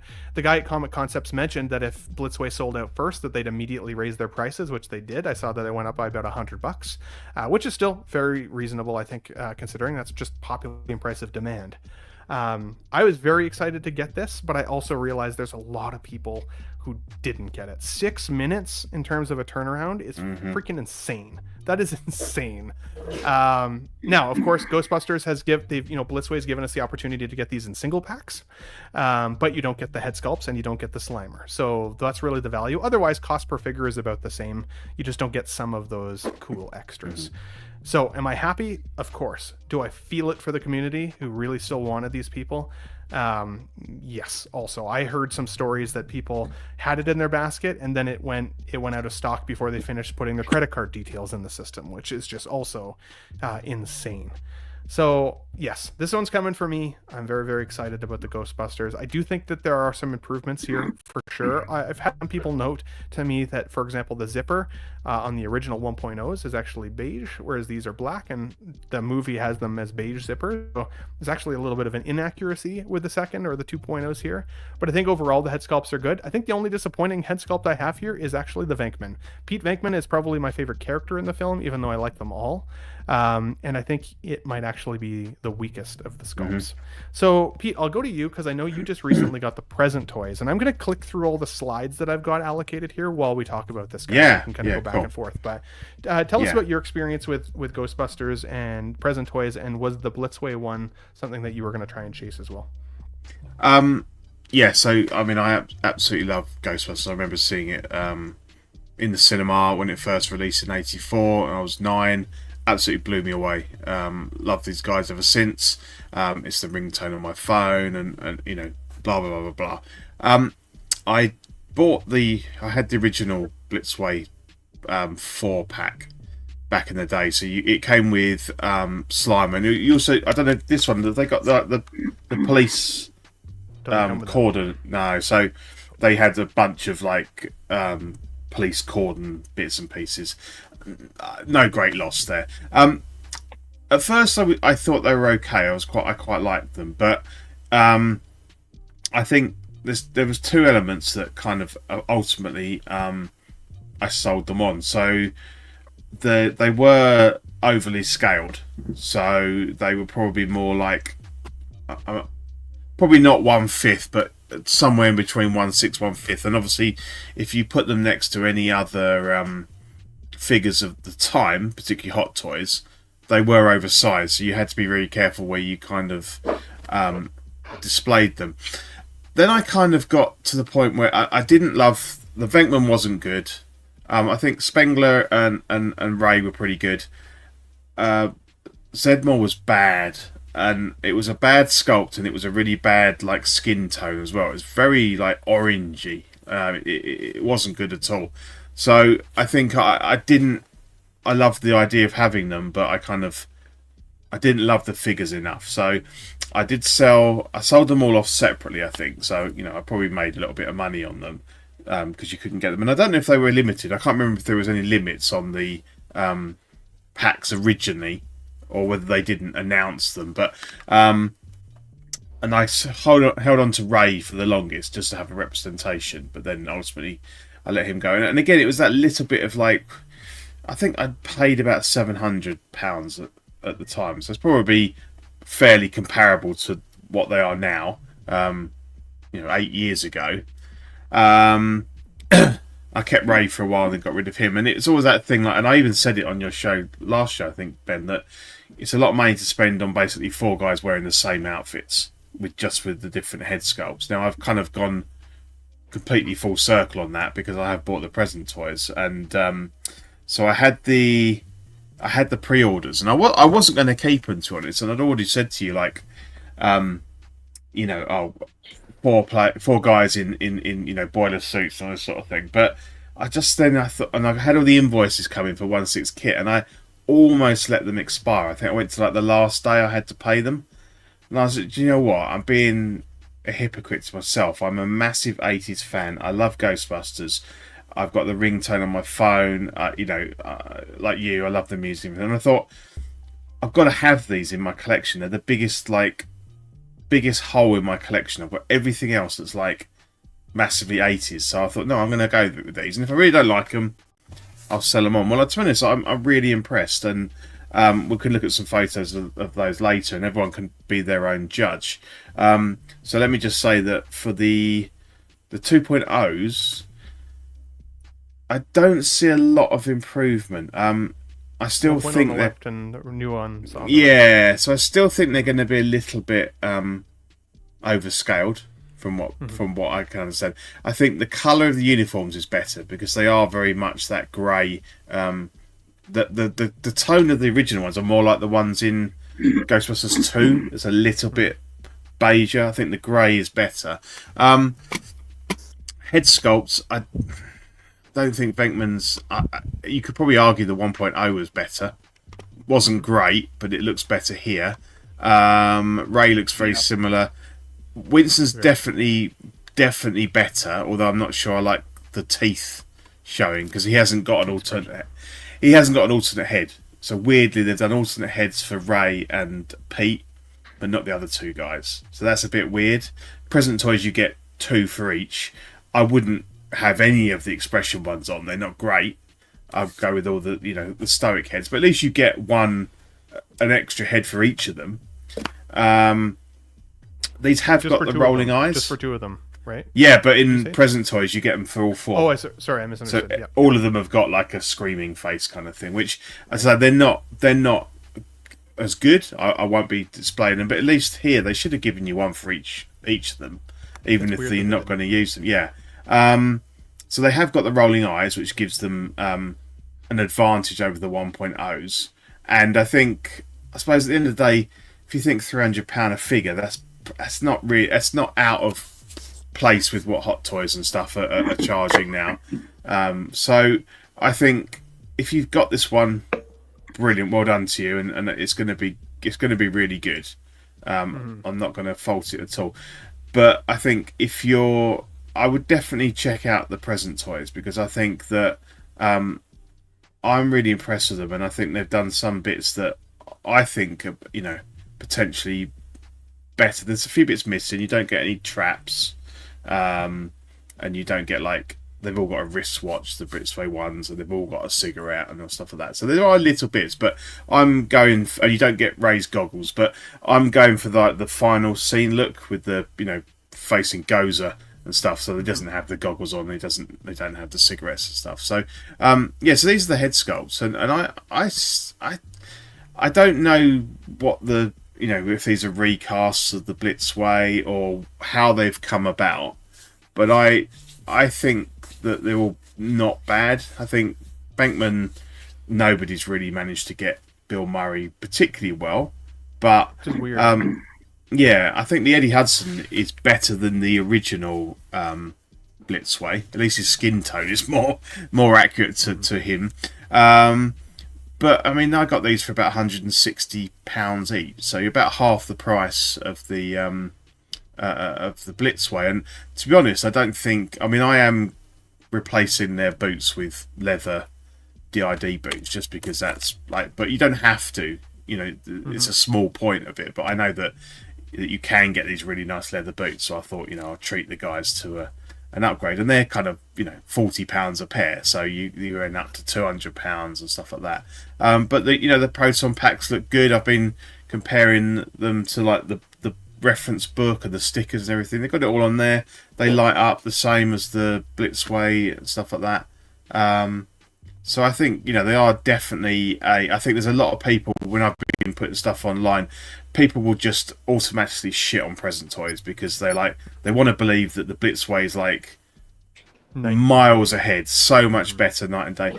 I don't think it is. I think that there's some pluses and minuses, and obviously here you've got the massive plus is the fact that they're out now, which is, I think, just a real coincidence because they're really delayed. Like the first two should have been out about a year and a half ago, and the other two should have been out a lot, like 6 months ago. So it's just funny that they've actually all just come out like literally the same week or the week before that Blitzway have. So it's sort of almost stolen Blitzway's thunder, I feel, a little bit. And I think that the present toys will probably sell out because people will see them and go, well, I can have them now, and they're going to cost me half the amount, that these cost. There's going to be snobs out there that will never go, oh, no, I want the Blitzway. I don't buy unlicensed figures. Fine. But for me, I couldn't be happier with them, and I'm really looking forward to... I've got the rest of the boots coming on Tuesday, so I'll be looking forward to lacing them up with a pair of tweezers. You should film that so we can watch the struggle. Yeah, I'll definitely. And I've got a few little sort of mods I'm going to do to the packs and stuff like that. So, I want to just get them looking as good as I can. But I think the head sculpts are plenty good enough. So it's definitely an option if you missed out or you haven't got the budget for the Blitzway. Present toys. Absolutely. I think you made a good point there, Pete, because I have seen a lot of people say that they're kind of passing Ghostbuster fans, right? Like they like it, but it's not one of their top favorite films. It's not their main one from the 80s. And so I think as a result, the present toys ones do actually do a pretty serviceable job of representing those characters in the collection without having to break the bank for them, right? And so fair. If you're like me, I feel like like I'm a huge Ghostbusters, at least Ghostbusters 1 film fan. So for me, I really want like as close of a representation. But you say I'm a huge fan as well. Maybe not as big as you because I don't know all the lines. But to me, these great and they have got the right color zippers, present toys. So. Yeah. Well, and it's funny too because we're so critical of figures just in general in the community, right? But I've got figures in and around me here that like when they were released, people were like, "Oh, that's dog shit," the Wolverine from Days of Future Past, right? Oh man, that sculpt is terrible. And then it's in my display, and I'm like, I love that figure. It looks freaking awesome. Yeah. I have a third-party Agent Smith shooting at my Neo, who's doing like the iconic bullet time pose, and he's called like the Transcender or something. Yeah, he's definitely the softest figure in my collection. But I know every time I look at that display that's Agent Smith. It just does it for me. Like I don't. Most of us don't have a direct comparison. So once the figure is in, as long as it's again like serviceable to a pretty decent quality, you're gonna fall in love with it once it's in your display because like you said, you're a fan. It still represents it for you, right? Absolutely. So, this is what I was talking about with the zipper, by the way. So the 1.0, you can see the beige zipper on the 1.0 is actually technically more accurate than the 2.0, which is a little bit odd. I do think that I agree with you. The Winston sculpt is better than the 1.0. His head looks oddly small in the 1.0, a lot of people have said that it's small. Like the Beetlejuice like shrinking head dude. The problem is the other guys, and it does look a little bit like even with the present toys because it's possibly a recast, but. Just think the other guys have got massive haircuts. So and he's obviously especially Spangler, really like flat. So that gives when you compare the faces, there's not that much in it. I think it's because they've all got huge 80s Buffon hair.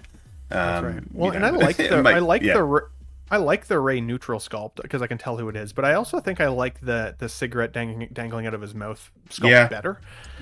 Whereas I have heard some people say that they don't like the screaming sculpt from Venkman, but I actually now when I see it like on this slide, especially in comparison to the movie shot, I actually think it's stronger.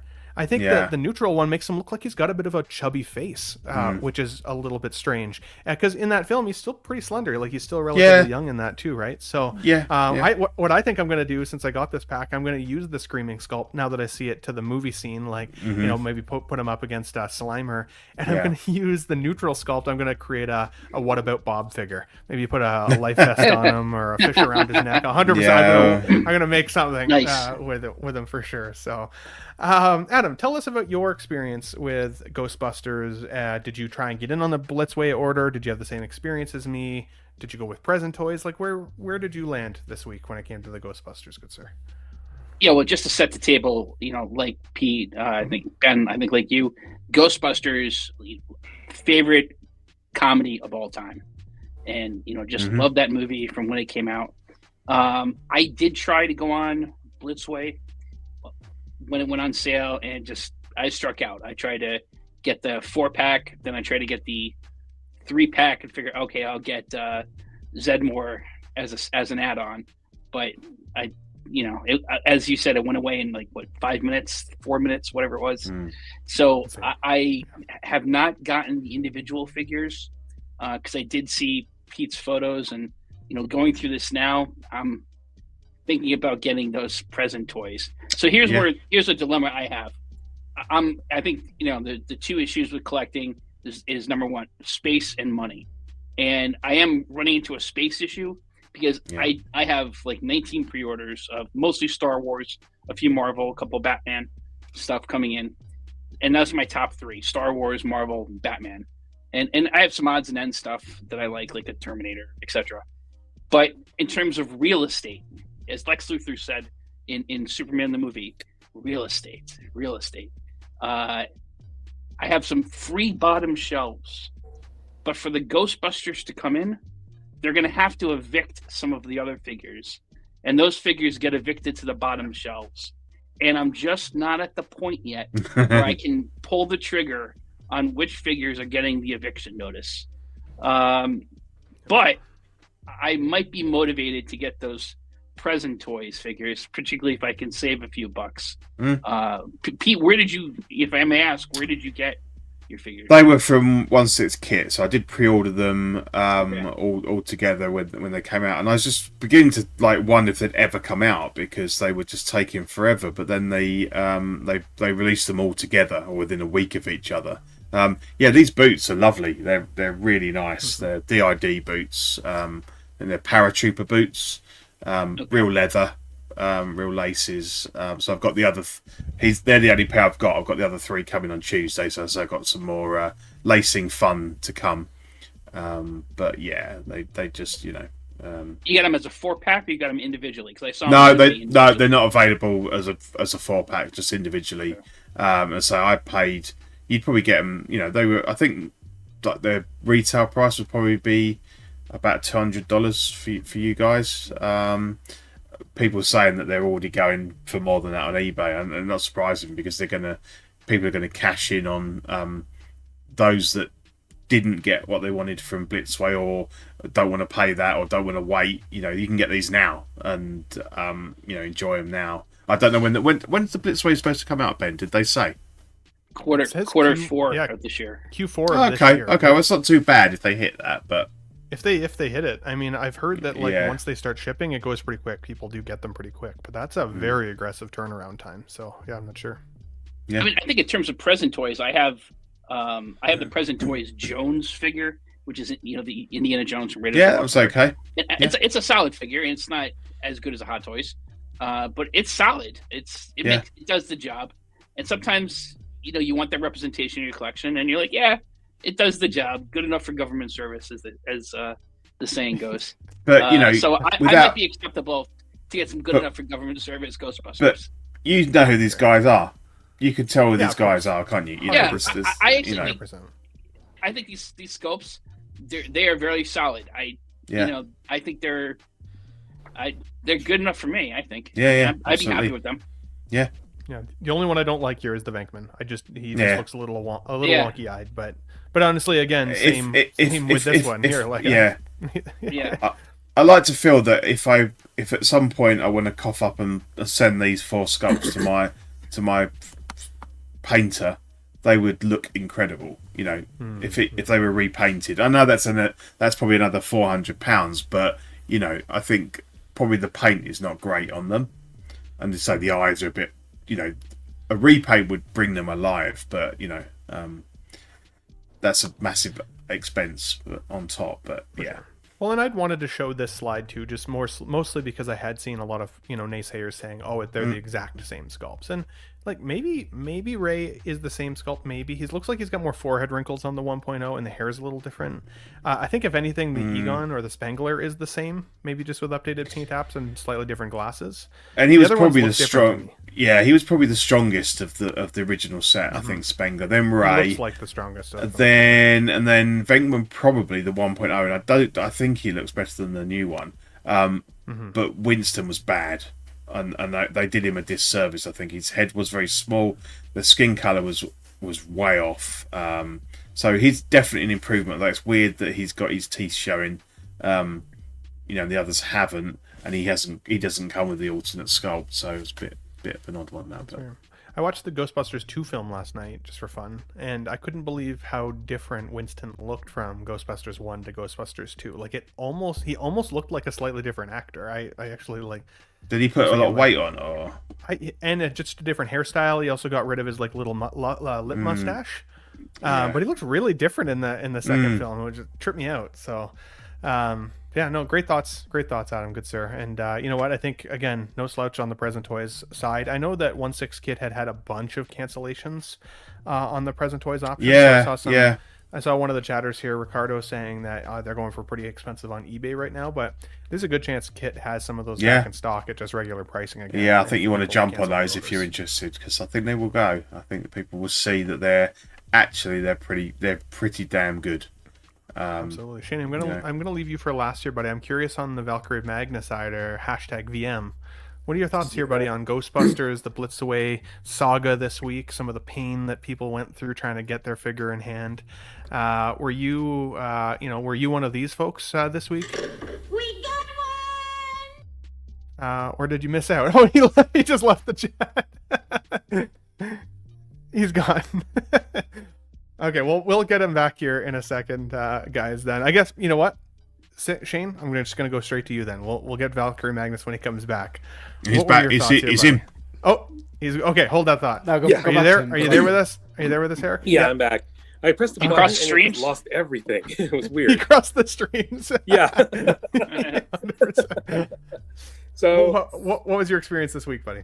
Oh, so actually, I was on the fence on this because because Hot Toys hit us with like so many really cool figures like the last month and a half that when this came out, I was like, oh, I don't know if I can afford this. So I decided to go in and try anyways. I said, I'll find the money, but I wasn't able to get in at all. So, I mean, I loved the movie. It was great. I remember watching it back in the 80s. But to be honest, like, I'm more of a Star Wars kind of guy. So not being able to get this, it almost sounds like a relief I didn't. Sounds kind of weird, I know. Sure. But not necessarily, because I mean, again, it's a huge budget, dude, right? Like I felt that way too. Somebody asked me in my comments on my pre-release video that I did like the night before, just hyping people up, what the total dollar amount was going to look like for me, at least in Canadian dollars. And I figure it's probably just under $2,000, like 1950 somewhere in there when it comes to the Canadian conversion dollar, and then the customs fee, and then the shipping. Like it was, I mean, it'll be for me in Canadian dollars about $500 a figure when it's all said and done, which is a huge investment. That is a huge freaking investment. Yeah, what do you call it? So I don't know what I told you about my wife. My wife's an accountant, and even though I have a separate account, somehow she always knows what I have in the account. I don't know how she does it, but if I did this, she would have been like, I don't know, like a second later, like, what did you buy? You're gonna go have to live on Ben's couch for a month, and fair, dude. So, are you thinking about going after Present Toys, or are you just gonna try and skip Ghostbusters altogether? Is it not one that you feel like you need? I'm gonna hold off. I'll see how the Present Toys look like. I might actually just do that instead. I mean, cheaper and be somewhat recognizable as well, right? Yeah. No. Yeah. I'm So, really yeah, happy with them. Yeah. Yeah, your figures look good, so I wouldn't mind getting that if that was the only choice I had at this point. Absolutely. Mitchell Lawrence in the chat says, do you think Blitzway will do Ghostbusters 2 next? Or is this a second one-off? I actually put that slide in here just for you guys because I was going to ask you guys the same question. So great thoughts there, Mitchell. Again, I watched Ghostbusters 2 last night. For me, it very much lacks the heart and the soundtrack and just so much that I love about the first film is just not present in the second film. I don't hate the movie, but it's not nearly as fun of a ride. That first movie just clicks along for me. It just like every scene, click, click, click, click, click to the end, and it's fantastic.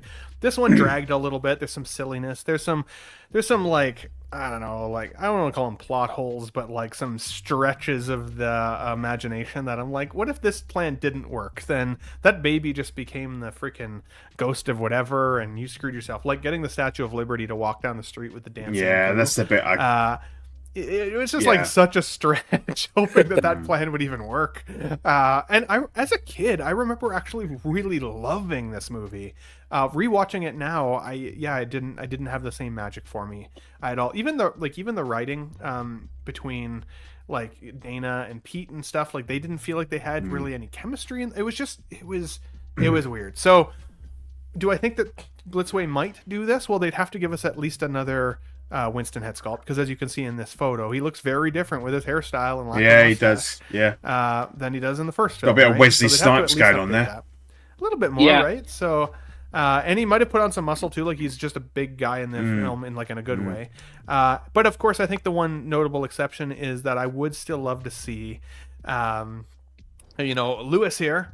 Dressed up as a Ghostbuster. I always thought he had his own uniform from my recollection as a kid. I forgot that he put on Spengler's outfit. So, but I've actually seen some amazing kit bashes of this figure in people's displays over the last couple weeks of Facebook, scrolling and stuff. So I think it would be cool for now that I've got all four coming, I would love to try and chase this down. The one piece that I thought was just like a little gimmicky was like even this, like they've got the Ghostbusters 2 logo on his arm and everything, like holding up the 2, and I hated the fact that I hated they changed the sign out front of the building even and stuff. Doesn't make any sense. I was thinking they were that aware myself. That it was like, a second film. It doesn't make any sense as to change the logo, does it? But I think the bit that I do love from the second one is the opening scene with where they're in the courtroom and you've got the two brothers. That's brilliant. That's really good. That's classic Ghostbusters. But even then, I was like, why is Lewis was the tax man in the first film? He was right. He was helping people with taxes and stuff. Why was he representing them in court as a lawyer? He was horrible at it. Like it was just like, dude, like he was so good at being a tax man. Why would you go to lawyering? Like what? Is there a possibility that you're reading way too deep into this action comedy from 1980s? Right? I just love the first one so much that I'm just like, what is this? Why is this happening? Like as much as you love The Dark Knight and I love The Dark Knight, the most unbelievable part of The Dark Knight is the fact that the billionaire playboy doesn't just date supermodels for the rest of his life, but chooses the path that he goes on. But that's right. This is obviously Winston now, or the actor. What I forget. I'm sorry, Ernie Hudson. Ernie Hudson. Or Hudson. Yeah. Can I just come in on this though? Yeah. This man was born in 1945. Jesus. When World War finished. World War II looks like he's had finished. Botox. This guy, man, Botox in his bloody arms. This guy looks phenomenal. Yeah. This guy is 80. He's 79. Wow. He's nearly 80 years of age. This guy, this man looks like an athletic man in his 50s. Yeah. Hats off. If I survived that long, I hope I look this good. But that's incredible. He obviously looks after himself. That's amazing. Just my take on this is that there's a lot of things that I have nostalgia for from like when I was a kid, but I don't carry it through to teens or 20s or adulthood or anything, and I don't collect and Ghostbusters and He-Man falls into that same category, like, you know. But I will counter one of Pete's point, because, you know, there's the Irish and English just like to wind each other up. That's how we do this, Pete. We love each other, man. Really. Yeah, I know, absolutely. I agree with Pete in the sense that I think a lot of people wrote the present toys stuff off, specifically the Ghostbusters, because as the present toys were announcing this team, the Ghostbusters were announcing the possibility, or sorry, the Blitzway were announcing the possibility of a 2.0 and all that. And Present Toys have done some, definitely not terrible attempts at, say, Indiana Jones and Terminator and stuff like that. And I think everyone was kind of speaking about the Present Toys Ghostbusters in the same way that people speak about bad Star Ace figures. Oh, they were really bad because they did it as well, didn't they? And I just, in my head, I kind of, because I'm not interested in Ghostbusters, I didn't do any research on the Blitzway. I didn't do any research on the Present Toys because I knew something that I was like, I'm not collecting like that. That's just the way it is. I don't have to find things to buy because those things will find me. I'm already batting off the things I should buy. You know what I mean? Yeah. So I expected them to look like melted ice cream. But when you showed me the stuff in the chat there, I was like, I can tell who all them are meant to be. I do agree with Ben. The Venkman is the weakest, but I do. The other ones, I was expecting them to be terrible, and they're not terrible. No. And the bit that I'm countering is that, and I kind of agree with X-Man Supreme in the chat. He made a comment about, like, something along the lines of, like, he wishes he could just go, okay, this is good enough, but he wants the best. And I pass on so many things. You know how I collect. I'm not the collector who gets everything. I pass on so many things that I like or I think that looks cool to get the things I love. And even the things I love, I still have to be disciplined with. But I think if I was a Ghostbusters fan, I would be looking to get this 2.0.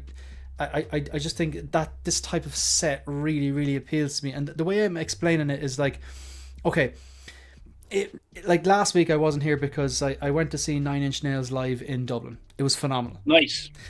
I would rather pay €100 to see Trent Reznor live and Nine Inch Nails live than spend €50 seeing a Nine Inch Nails cover band playing the exact same set. That's the way I explain that. It's the same set, it's the same songs, but there's going to be an edge to see Nine Inch Nails playing because it's Trent Reznor and it's the people he's selected, and it will be that bit better. So that's the way I'd equate it. But it doesn't mean that the cover band are bad at all. And I think the other thing, sorry, Shane, you need to obviously, what the real test will be when these actually come out, the production versions, and we look at them side by side. Because I've sent some pretty badly lit, just snapshots of the head sculpts, and obviously people are going by these promos. So I think it will definitely be a better comparison when these actually release and we see, because I don't think that the paint apps will definitely be better. I'm not going to dispute that. I don't think they've done much of a better job with Venkman, to be honest, than Present Toys. So yeah, I'll be interested to see a proper comparison when these come out to say. Where are we? And obviously, I might go down the Reaper. I might just send one of them away and get it like the Venkman and just see what Mark Simpson could do with it. I think, it would could be night and day kind of thing. So, but yeah, I think it's good. It's good to have choice as well, isn't it? That there are options. Absolutely. And but in the same way that I wasn't like shitting on the Present Toys one just because I heard other people do that. But you should bring up the Star Race, Ben. Bring up the Star Race. They are. Yeah, they're not. Yeah, but at the same time, I wasn't actually bigging up the 2.0s because our own chat, like say for the Hope Show, I was like, yeah, I've heard people talking. People are saying they're more or less the same. But then like Ian H and Silver Fox brought to my attention that these new ones actually have separate rolling eyeballs. They features. do. So that is a strength. I heard someone else saying, I think these are magnetic bases as well and stuff like that. And yeah, I think so. I saw before that, I think it might have been Anthony Six Scale Mafia or someone. Are the power packs USB powered? I don't know. I don't know. But you could look at these guys. Battery from Hendra, So. Yeah. I think they're still battery, but I mean, look at these guys. This to this. Yeah. I just got to follow up with Shane here. First of all, I'm a big Nine Inch Nails Trent Reznor fan. Oh yeah. And I saw Nine Inch Nails at Great Woods in Boston. That dude is 60. With David Bowie. So wow. That's dating it back there. And they did Nine Inch Nails opened for Bowie, and then came out for an encore, and they did Hurt. So amazing! It's funny you say that because last Sunday was their first. The last time I saw them was 20 years ago, basically when he was 40. And I remember thinking, I remember looking at him as a kid. Well, in my 20s, I was looking at him going, "That guy's 40. He's like a dad age." But he was like jacked. He'd muscle on. He'd gone through when he was in the 90s. He did a lot of drugs and stuff like that. And he had that skinny long hair, kind of I'm not very healthy rocker look. But then when I saw him in his 40s, he looked clean and he looked like he'd been looking after his body. But now he's like still looks really healthy, but he's leaned down a bit. But it was amazing. The guy's 60, and he's still like he's no Ernie Hudson now. But he's still. I was very impressed. I'm very impressed. In terms of like where I kind of am, or like good enough for me. It goes back to like the real estate part of it, and like if you're in New York, let's say New York real estate, your top floors, those are your penthouses, those are your luxury apartments. So maybe your artist and Anakin is on those higher ones. Some of your most favorite figures, and your bottom floors, they might get the Present Toys figure, because you can't see them as much. So like someone mentioned, I think it was Ben who mentioned the Days of Future Past Wolverine. Great figure. I do like that figure. Head sculpt, I'm not as crazy about. So right now for me, that's not the bottom shelf. That's the second from bottom shelf. But a higher shelf, I'm really hoping that not Days of Future Past, Deadpool Wolverine that should be coming out, I imagine, any time now. That's going to be, maybe tonight, that might get the top shelf with Deadpool. So surely to God that's coming out. Something has to be coming out tomorrow. It's got to be. It's been too quiet. You got to have, all the bangers can't be on every shelf. So you got to have something from the bottom shelves, and every figure deserves some love. Some more than others. Well said, guys. Well said.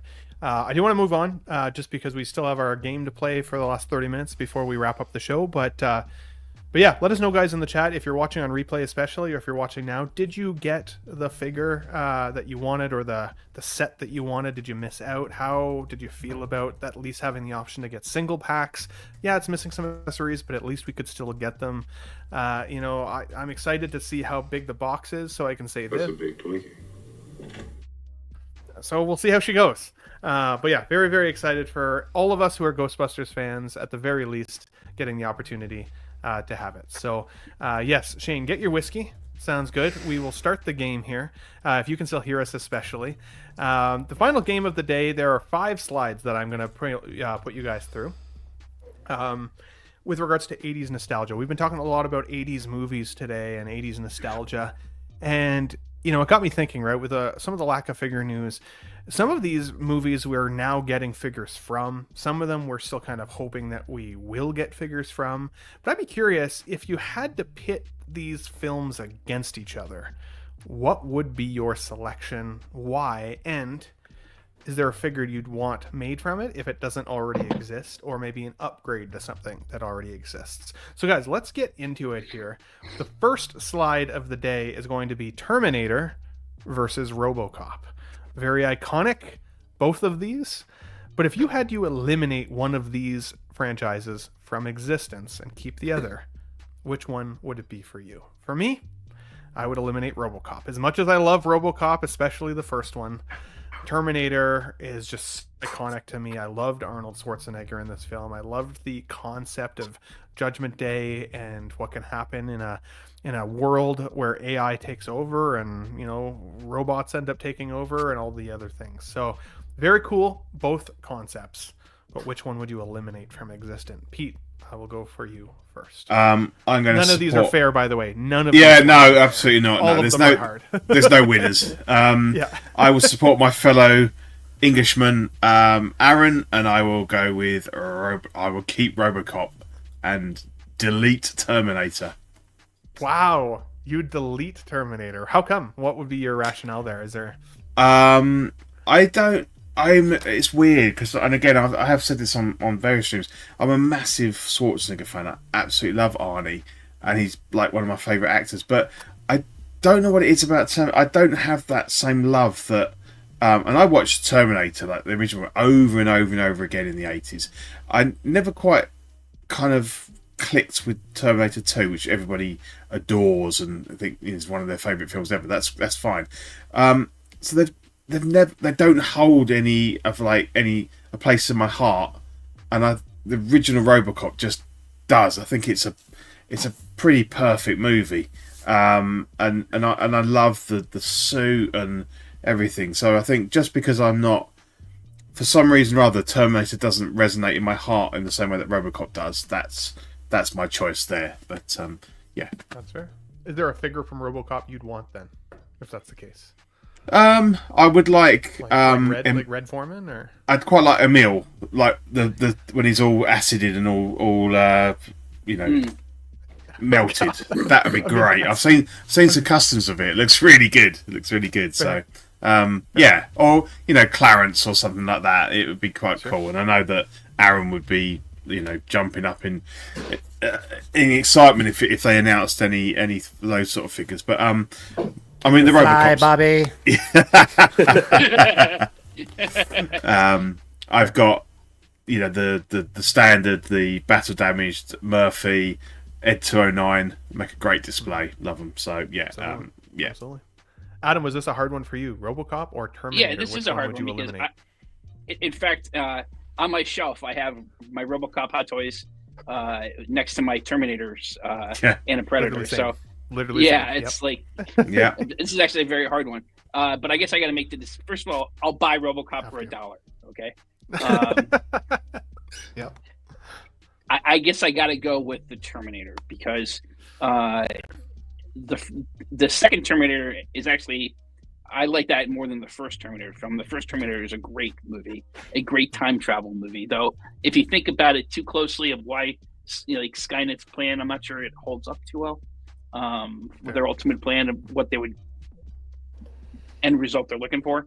But it's a great film, and I think it's a better franchise of films.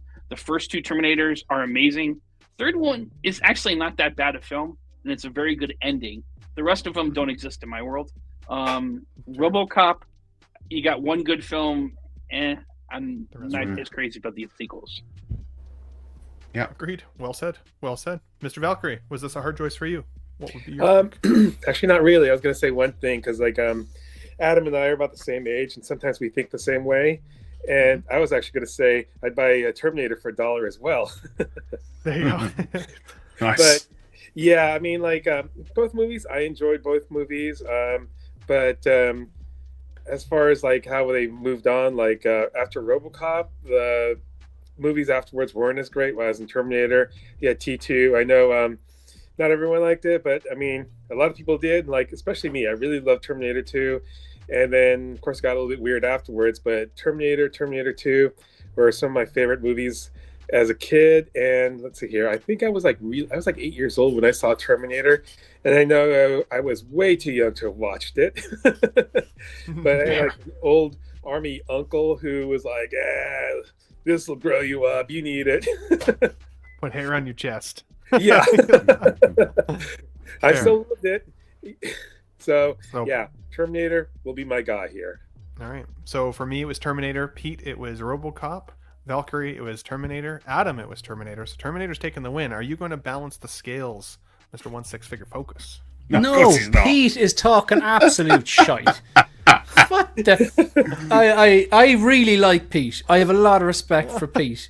We have met in person. We had a great day together. We did. Some of the things he said are just outrageous, and I cannot. The Matrix and then Terminator. I just cannot condone this type of behavior, Pete. And I do love you. You either die a hero or you live long enough to see yourself become the villain. I don't know. Do you know what though? I'm going to be really, really focused on this particular image. You have Terminator 1 up here, and you have RoboCop 1. So I'm not going to even bring in. There's only just a few corrections to the panel. There's actually only 2 Terminator movies. No, it's 2 Terminator movies, one RoboCop movie. Yes, I would agree. Yeah.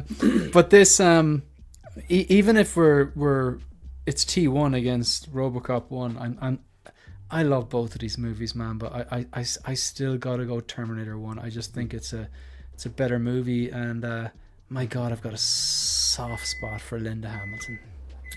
Fair. I just saw it out there. Yeah. Fair. All right. So Terminator takes the win on round 1. Let's go to the next one. This next one is, like, again, all of these are really freaking hard, guys. So there's no winners in this game. But Batman versus Indiana Jones. Which one do you eliminate from contention here? Bye-bye, Batman. I will give you guys mine first. It would be Batman. As much as I love Keaton Batman, don't get me wrong, I freaking love it. Batman is one of those characters that we can see redone over and over again, and depending on who does it, depending on how it's directed and all the things, Batman movies, in my opinion, continue to evolve and get better and have new iconic representations. For me, Indiana Jones is Indiana Jones. I don't care to see another Indiana Jones. I don't care to see another actor play Indiana Jones.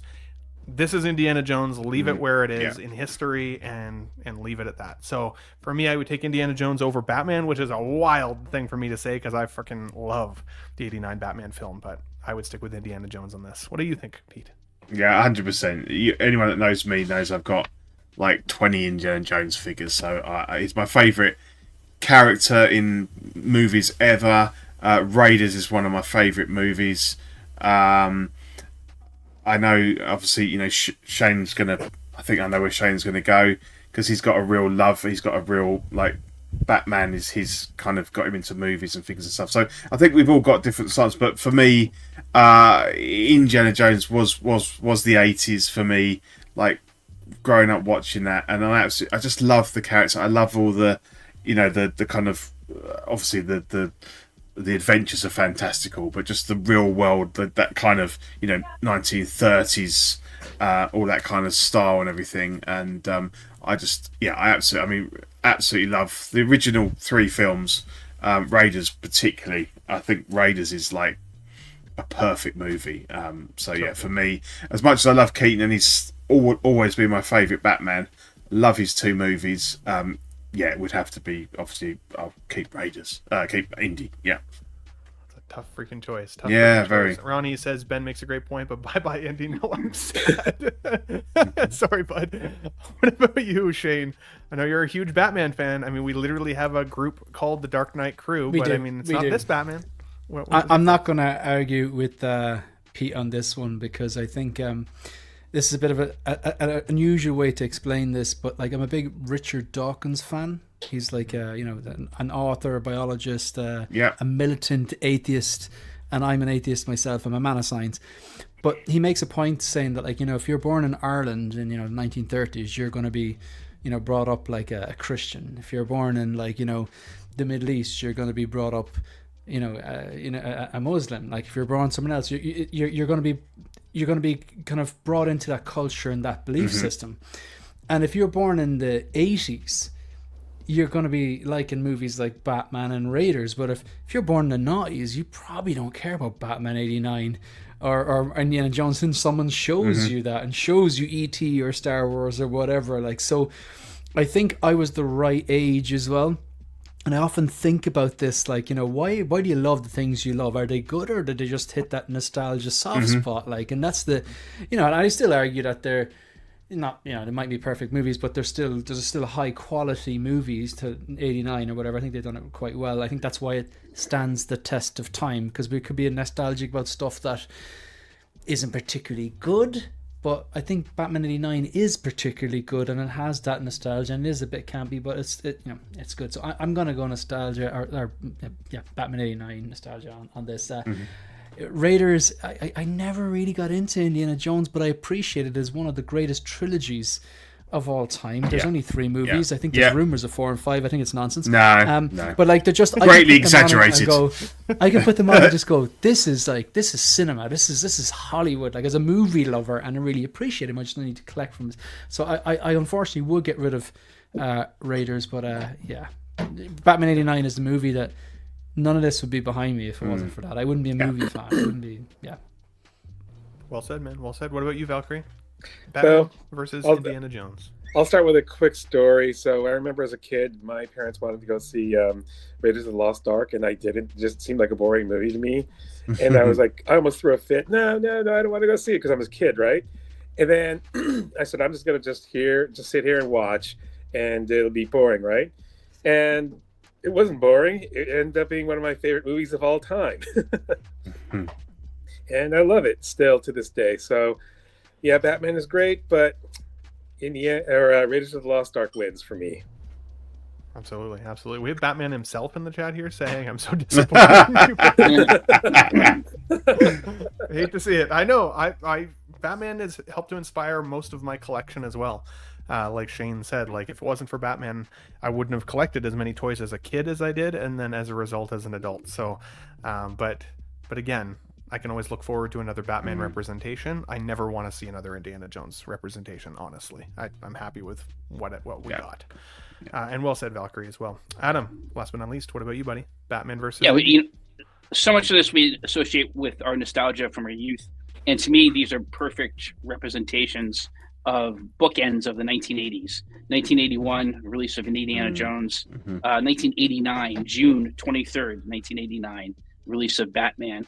And I remember so vividly the trailer for Batman coming out and taping on my parents' VCR Entertainment Tonight and watching that trailer, where they showed Jack Nicholson's Joker, wait till they get a load out of me. And I would watch that trailer over and over again like it was the freaking Zapruder film, just trying to analyze every single frame. I love that Batman movie. And when I associate nostalgia, I think of my dad taking me to all these movies when I was a kid. And, he passed earlier this year, and all the good things many of the good things I associate are my dad bringing me to these films. So it's hard. And that way it's hard to choose because my dad took me to both these and he loved them. I loved going with them. This is a great Batman movie. Love the performances. It's not a perfect Batman story. For me, that's The Dark Knight. Raiders Lost Ark is a perfect movie. I think Pete said that. Yeah. It's a perfect movie. It's probably the number 3 or 4 all-time favorite movie in my top 20 list of all-time favorite movies from start to finish. It is an incredible film. I think it's Spielberg's greatest film. So I got to go with Raiders of the Lost Ark. Well said. The next one, not as hard for me, but I'm curious. Maybe it will be harder for the guys who are just a tad older than me. I'll be curious to see what you guys have to say about this. E.T. versus the Goonies. This one's not as hard for me. I just never connected as well with the Goonies as I do with E.T. I loved E.T. as a kid. I loved the adventure story of the Goonies. Don't get me wrong, and the weird dude in that movie. I can't remember what his name was now. Sloth. Yeah, he always stood out, and I mean, Brolin was in this, young Josh Brolin, and some other great actors, of course. But Ki-Hu Kwan. No, E.T. I think E.T. wins for me. Yep, exactly. I think E.T. wins for me just because I don't have the same connection. But yeah, maybe this is easier. Maybe it's hard. What about you, Pete? This is the most difficult so far. I love both. I love both movies. Right on. E.T. is the emotional tugs at the heartstrings. Still makes me cry at the end. When he gets back on his spaceship. Again, it's almost a perfect movie. I can't, like you said, Raiders is probably Spielberg's best movie, but E.T. the year after, this guy was on a roll. But Goonies is just like, Goonies is amazing, and it was just like, I was 10 when that came out. You just wanted to be a Goonie. You wanted to be off finding that pirate treasure and all this kind of thing. Damn you. I love the pain. I love seeing the pain. I feel... What would I pick up and watch... If I base it on, if I was to go and watch a movie now, I'm not going to because I need to go to bed. But I would put Goonies on because it's more fun. So I'm sorry, E.T. I love you forever. But I think purely in what I would put on and what would be a more fun, adventurous movie, I'll go with Goonies. But I feel bad, very bad for the little guy. But That's yeah. fair. Fair. What about you, Adam? Is this a tough one? What are your thoughts? It's not too tough. I mean, Goonies is a great film. Spielberg produced, and the great Richard Donner, who did Richard Superman Donner, movie, yeah, and Lethal Weapon directed. Great cast. Many of them went on to bigger and better things. But E.T. is a great American, not great classic of all time. That's American, obviously made in the United States, but world classic with Wizard of Oz and Star Wars, and it could be played for generations, for future generations to come, and have the same impact. It's a beautiful film. E.T. Yeah. E.T.'s your choice. Right on, right on. So we got Goonies, we got E.T. What about you, Shane? What are your thoughts? Yeah, this one it's going to be E.T., man. I remember growing up and going to my grandfather and aunt's house and stuff like that, and we have a connection to the States, and they had a bunch of like these VHS.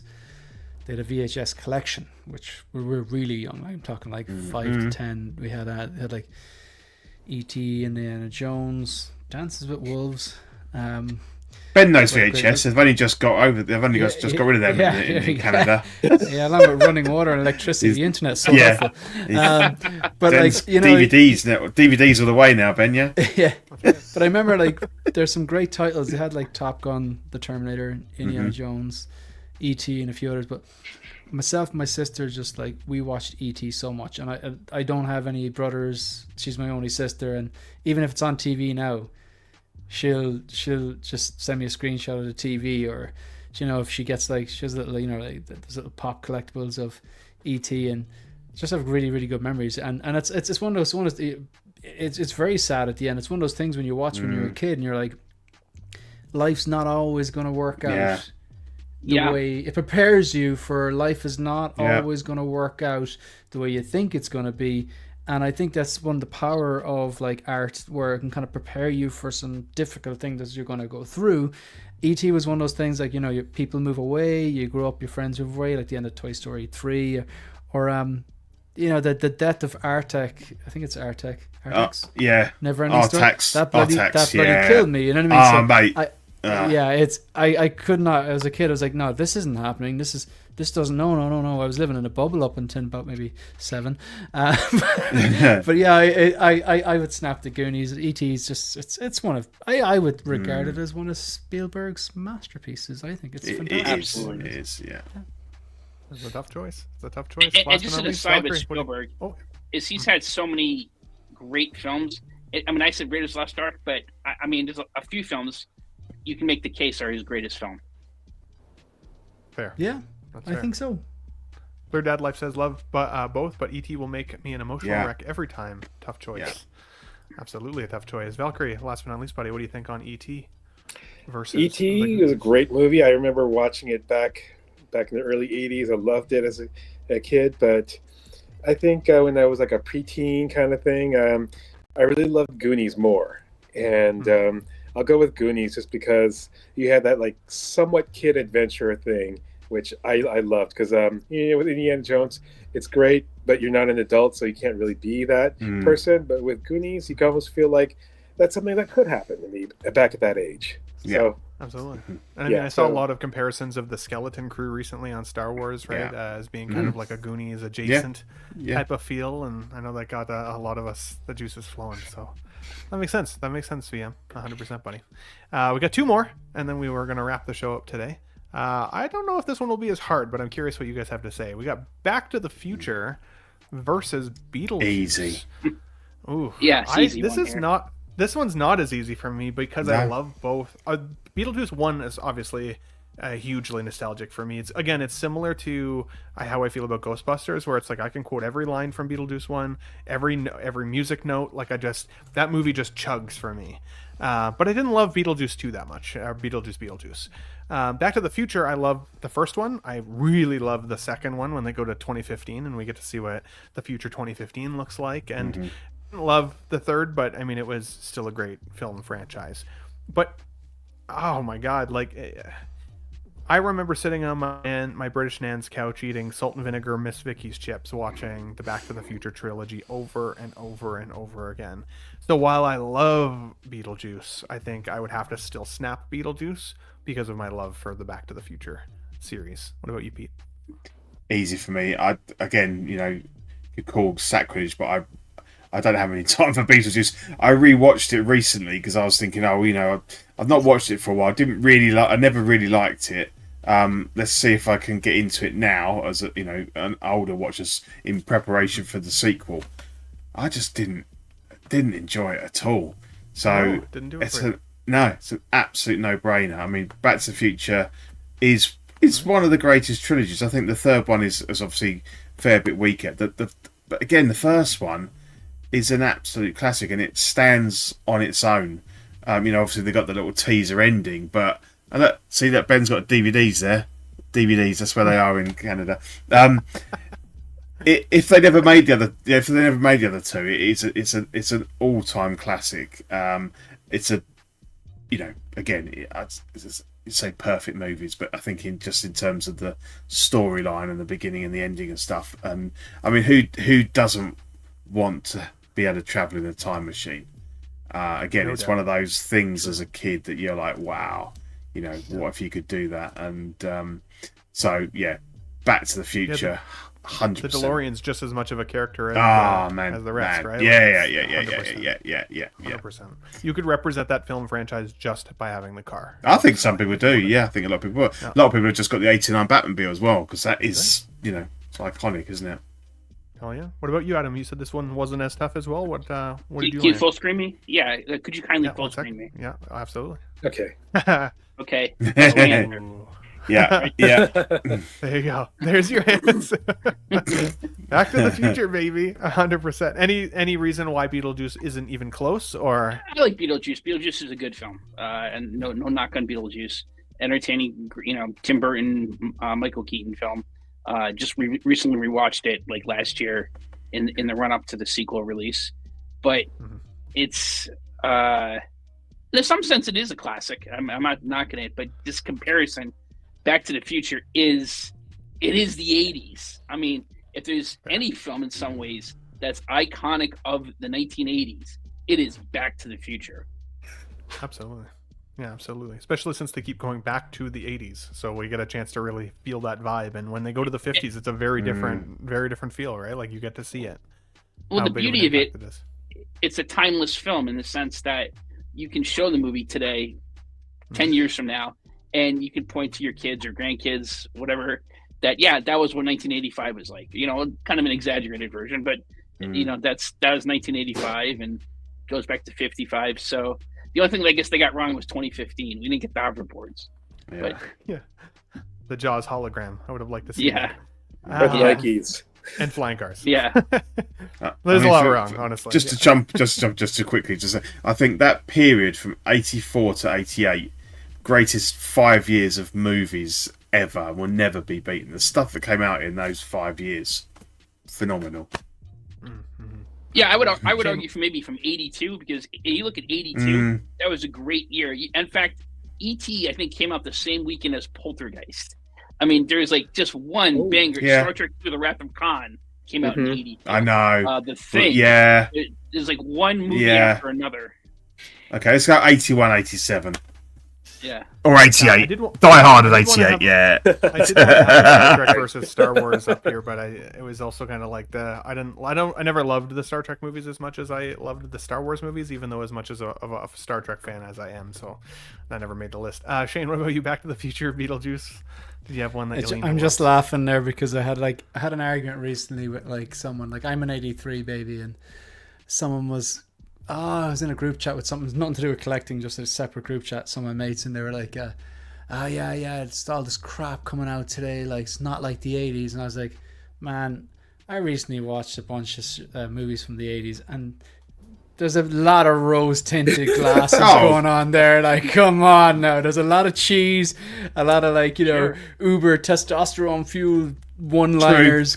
Let's kind of like level the playing field. And I listed off, like, without even looking anything up on the internet ever, I was like, right, in the last 10 years, the following movies have been release and listed them all off, and like some of my friends were like, yeah, there's not a bad movie on that list, and the one guy was like, nah man, no one's going to be thinking about them in 10 years time, and I'm like, yeah, you're just I'm wasting my time arguing with you, so I'm not going to bother.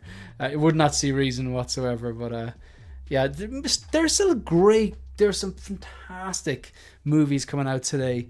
They're just not the same as the 80s, because nothing's the same as the 80s or 90s or 90s. Everything's changing. But what are you asking me here, Ben? The entire trilogy or Beetlejuice? Is it the entire trilogy? I don't have as many rules on my show as you do, so you can give me your answer either way.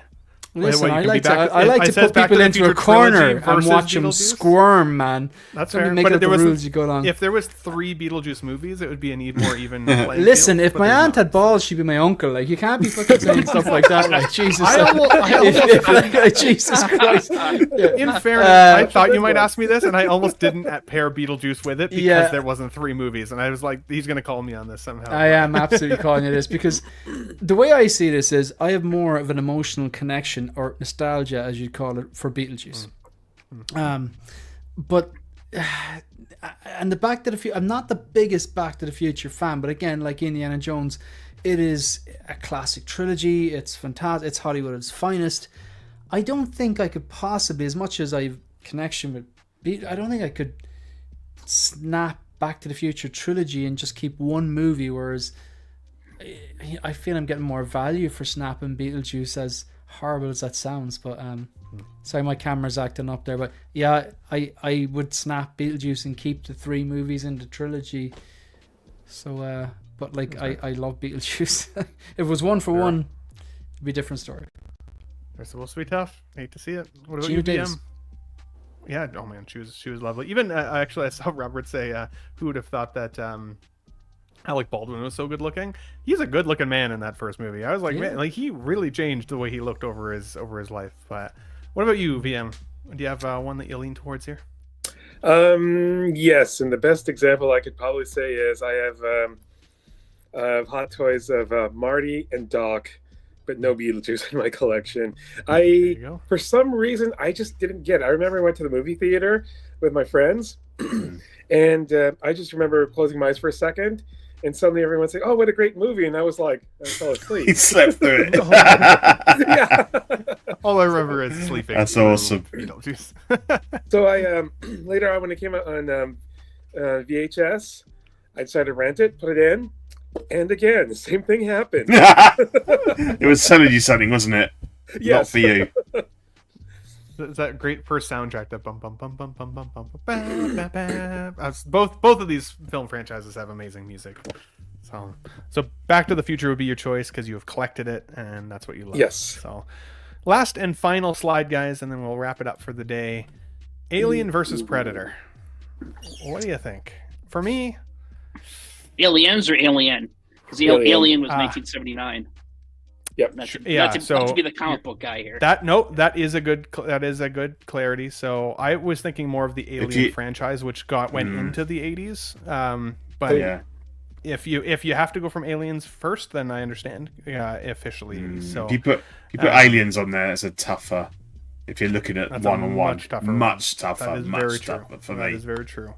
I think actually then with that clarity, then I would say Predator would have to be my choice, because if we had to compare only from the 80s start, then Aliens is not as much of a love for me as Alien. I was thinking the Alien franchise. Oh, really? I was thinking the opposite for me, that Aliens is really I strong. love Alien. Alien's brilliant. And that opening shot where it's like, like it's like through the corridors, and that was a groundbreaking. There's so much that I love about it, but I love the Predators. I love the concept of Predators. Undoubtedly, I think looking at it as a franchise, if you were looking at it that way, I think that Alien has, better movies overall. I don't think Predator 2 is okay. I've not really enjoyed. I mean, Prey. I suppose I don't know. It's difficult. I do absolutely love Predator, the original one with Arnie. Again, it was so sort of just. The time I watched it, it was just really. I absolutely loved it. I thought it was incredible. And maybe I came to Aliens a bit later. But Aliens is an absolutely fantastic movie. I don't know. I don't know.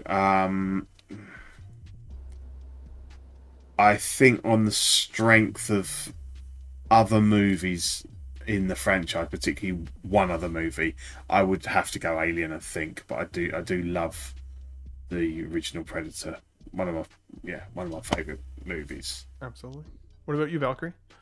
Aliens versus Aliens. Well, if it's just the trilogy, I guess it would still win because Aliens is probably one of my all-time favorite movies. Because I remember when I was like in junior high, it was rated R, and I don't know how, but me and my friends in junior high were able to walk in and buy tickets. They didn't care back then. Yeah, they didn't care, but I No. just loved it. Predator, I love that movie too, but Aliens, oh my gosh, I thought that was just one of the best movies I've ever seen in my life at that time, and it's still one of my favorites. So I love Predator, but it's just barely beaten out by Aliens for me. That's fair. That's fair. What about you, Adam? Clarity aside, the Alien film franchise versus the Predator franchise. Let's call it that. Yeah. As a franchise, then, I think I got to give it to Alien because the first two, Alien. But for me, my favorite Alien movie is actually Aliens, the James Cameron one. Yeah. And I remember seeing that. My mom took me to see that. The weekend it came out, and it was one of the first R-rated films. I don't think it was the first. First one I saw was Beverly Hills Cop, but one of the first R-rated films I saw in the theater, and I love that movie. And I can't tell you how many times my friends and I watched that on VHS, in middle school and high school over and over again. And I know every line in this movie. How many times where we joke or something where something's done and I'll be like, "Game over, man, game over," and just so many great lines. I love Aliens.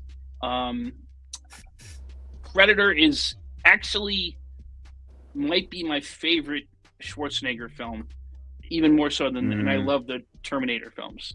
So this to me is a very tough. If you match Aliens versus Predator, very tough. But I like Prey. I think that's a good film. I haven't watched the new animated film that's out yet. I don't think the other Predator films are that good. In terms of Alien franchise, I think Romulus was okay. Alien 3 doesn't exist in my world. And Resurrection was that. So I still got to give it to Alien because of Aliens. Mm-hmm. Yeah. Fair enough. For that strength of that second movie, I have to give it Aliens. That's fair. That's fair. Yep. Good picks. Good rationale. I like it.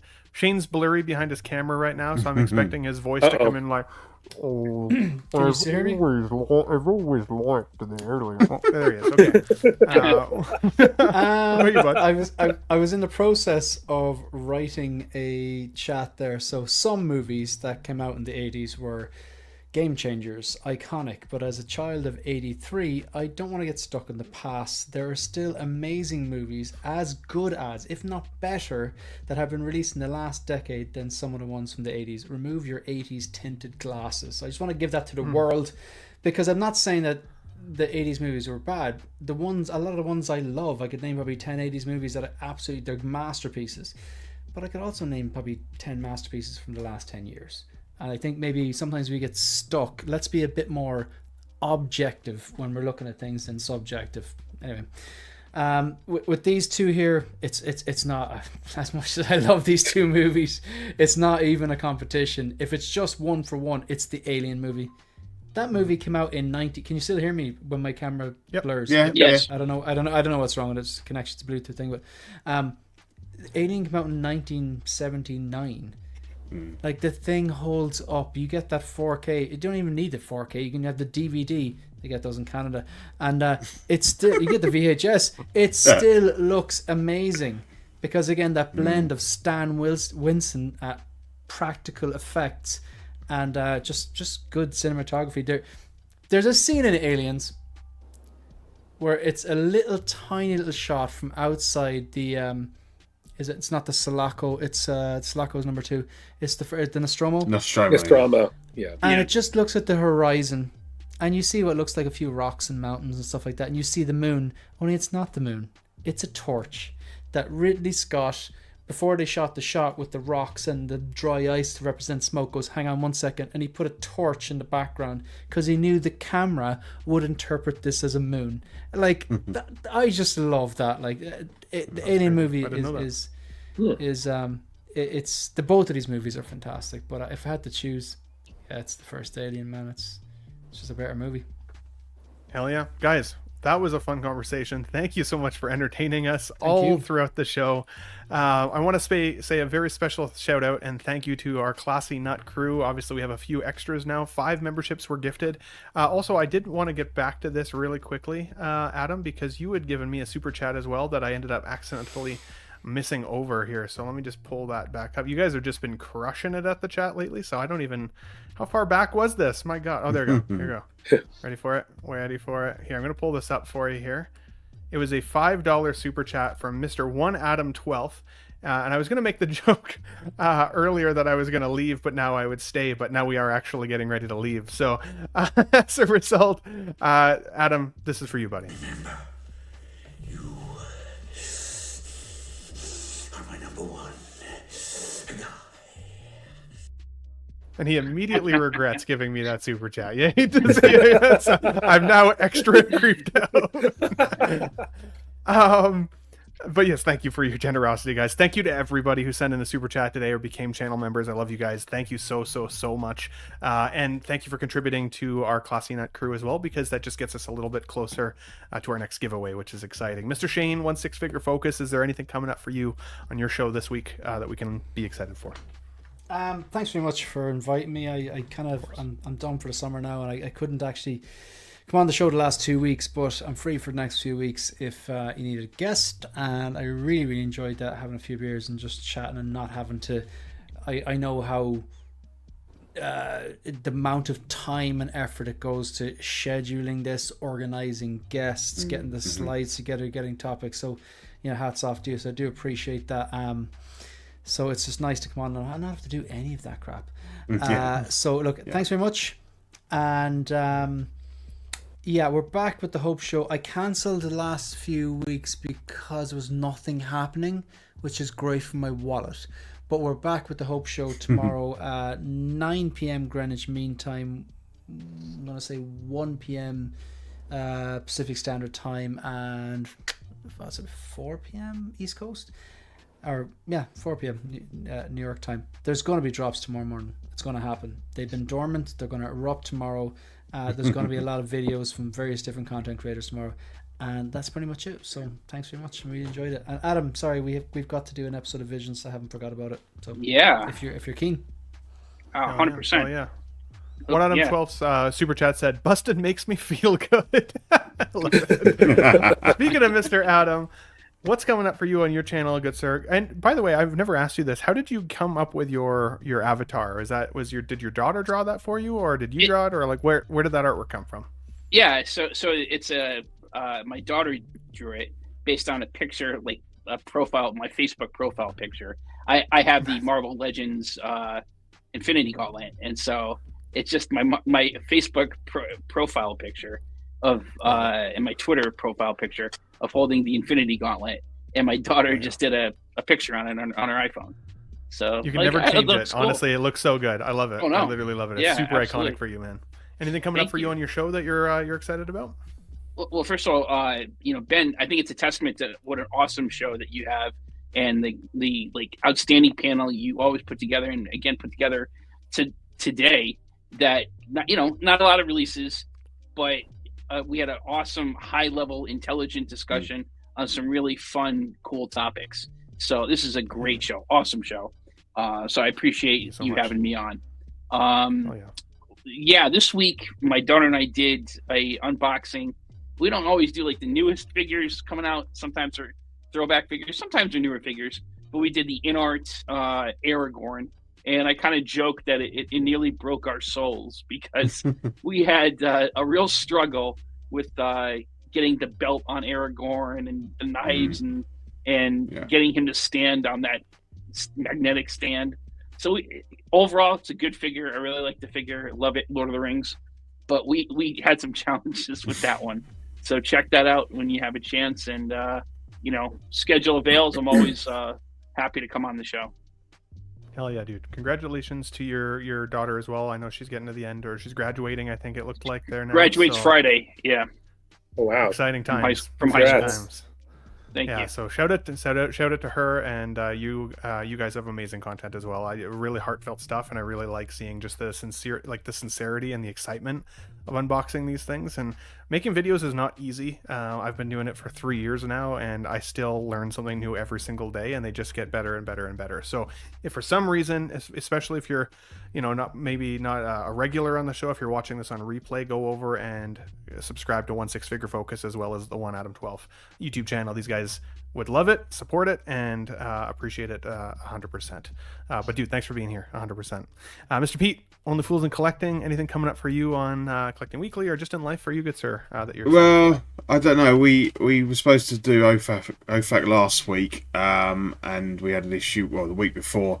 StreamYard was down, so we had to cancel it, and then we couldn't get together last week. So there'll be another episode of OFAC at some point, but we're very, very fluid with our lack of scheduling at the moment. So and it's sometimes hard to drag Ian out of his pit of tears and anger at the price of figures and stuff these days. So it's difficult motivating him. But that's when he's at his best, though. I find. Well, it is, but you've still got to get him on YouTube on the stream to get him going, kind of thing. I think it's been a great show, Ben. I've really enjoyed it. I think it's been a nice little change. Like, there's a lot more conversation and stuff. It's really good. And to the not too many figures, but the Ghostbusters was a good chat and stuff as well. And but I'll certainly jump on here again at some point. Probably going to do some more stuff with Aaron on his do the live rant. Need to get Jim back and do some live rants because they were really good fun. I'll be jumping around here and there. But thanks for always being here, man. You've been one of my regulars since the very, very beginning when there were about 5 people that watched, just like you and Classy Thomas. And it was fun. We had over 85 people watching today at one point live. So, that's great. It's fun to have the community of folks here getting nuts with us every Sunday and having a laugh. But again, you put in just as much effort. But you put in just as much effort for me in the first show when we streamed to nobody you do now, and you don't understand how much that means to me. There is a lot of work that goes into this show, as you guys can imagine, but it wouldn't be successful without the folks who show up and actually take time out of their Sundays. So I love you guys for that, for sure. Hell yeah, man. Valkyrie Magnus, I heard something fall behind me, and I'm like, oh God, what was it? Oh God. It's got to be that feeling, in-art Joker, surely. Yeah. Yeah. It was some animated figures. We're good. We're good. Okay, animated series up on top. We're good. When it fell, was there a big pow that appeared in front of it? Like, bang, smash, crash. Sorry. Is it okay? You're good. It's fine. They're good. I just recently put my Batman Begins with the new cowl and cape up on top of the Black Adam base, and he's very balancy on there. And I hope it's not that, because it'd be Batman Ends. Fall of the Dark Knight. Well done. Valkyrie, last but certainly not least, buddy, thank you for always being here. I appreciate you. Anything coming up for you in life or on your Instagram that you're excited about this coming week? Well, lately I've been doing. It's kind of weird. I've been doing airplane photos lately, from my travels. But I'm gonna switch it up a little bit because I'm actually gonna get 3 to 4 figures next week. So I'm really excited about it. So I'm gonna get 2 Incinerator Troopers. So that's gonna be something kind of fiery, I hope. Yeah. And then I'm gonna get the purple suit Spider-Man as well. He shipped out Friday, so should be here maybe Wednesday. And hopefully I'll get Hono Magneto as well. I'm excited for that one too. So that should be fun. I'll take some pictures and I'll come up with something creative and fun, definitely. I'm sure you will. I'm excited for it. Let me know if there's ever a time where, even if you're not on the show, if there's anything cool that you want to share, send it over to me. I'll put it up in the warm-up at the beginning, buddy, so people can see it. So okay, cool. Thank you. Hell yeah, man. Hell yeah. Absolutely. Guys, with all of that said, let's get my folks out the door here. But without, further ado, the Classy Nut crew, the folks who support with money on the show, not just by watching, and I appreciate everybody who watches, but for the folks who spend a little bit of their hard-earned money every month to be part of the Classy Nut crew, you deserve a special shout out. So, SpongeBob Square Balls. Love that man. Elvin J, Collecting Weekly, Money Mendez, 1 Adam 12, 6 Scale Mafia, 1 6-Figure Focus, X-Men Supreme, King Dingaling, Sith Scale Collector, 12-Inch Moose Dream, The Batman, The Movie Canon, Parks Industries, Don Maton, Honest Hansel, Peter Cass, Harry Dempsey, Ryan Smith, Collector Joey, Sam Gist, Rachel Miller, Jose G. Hernandez, Figure in a Bubble, Collection Obsession, Blurred Dad Life, Alex Serrato, Pop Culture Relics, Daniel S.C., Figurecraft, Trevor Weed, Big Rib, as Dean would say, Big Dog Pound 1, The Real Tex Conway, Monroe Corbeil, Valkyrie Magnus, Brick, Artemis, OG Fan, When Star Wars Was Just Star Wars, Tijuana Mike, aka King Churro, Saphira Cosplay, Aaron Broverman, Ron E, and our newest channel member, Vita, aka Her Geeky Side. Guys, I love you faces. If you're just joining in or this is the first time you're watching the show, please don't forget to hit the like button on the way out the door. It would definitely be appreciated getting the content out to everybody to watch it on replay. Of course, hit the like button if you haven't already. Subscribe if you can. Always appreciated. But all of that to say, Mr. Pete, we got nuts. Thanks for watching, everybody. Wow, what a great audience. Be sure to subscribe to my channel if you haven't already. Because subscribing makes you feel good. Yes, Michael, what should I do? Frankly, my dear, I don't give a damn. It's gone. It's all gone.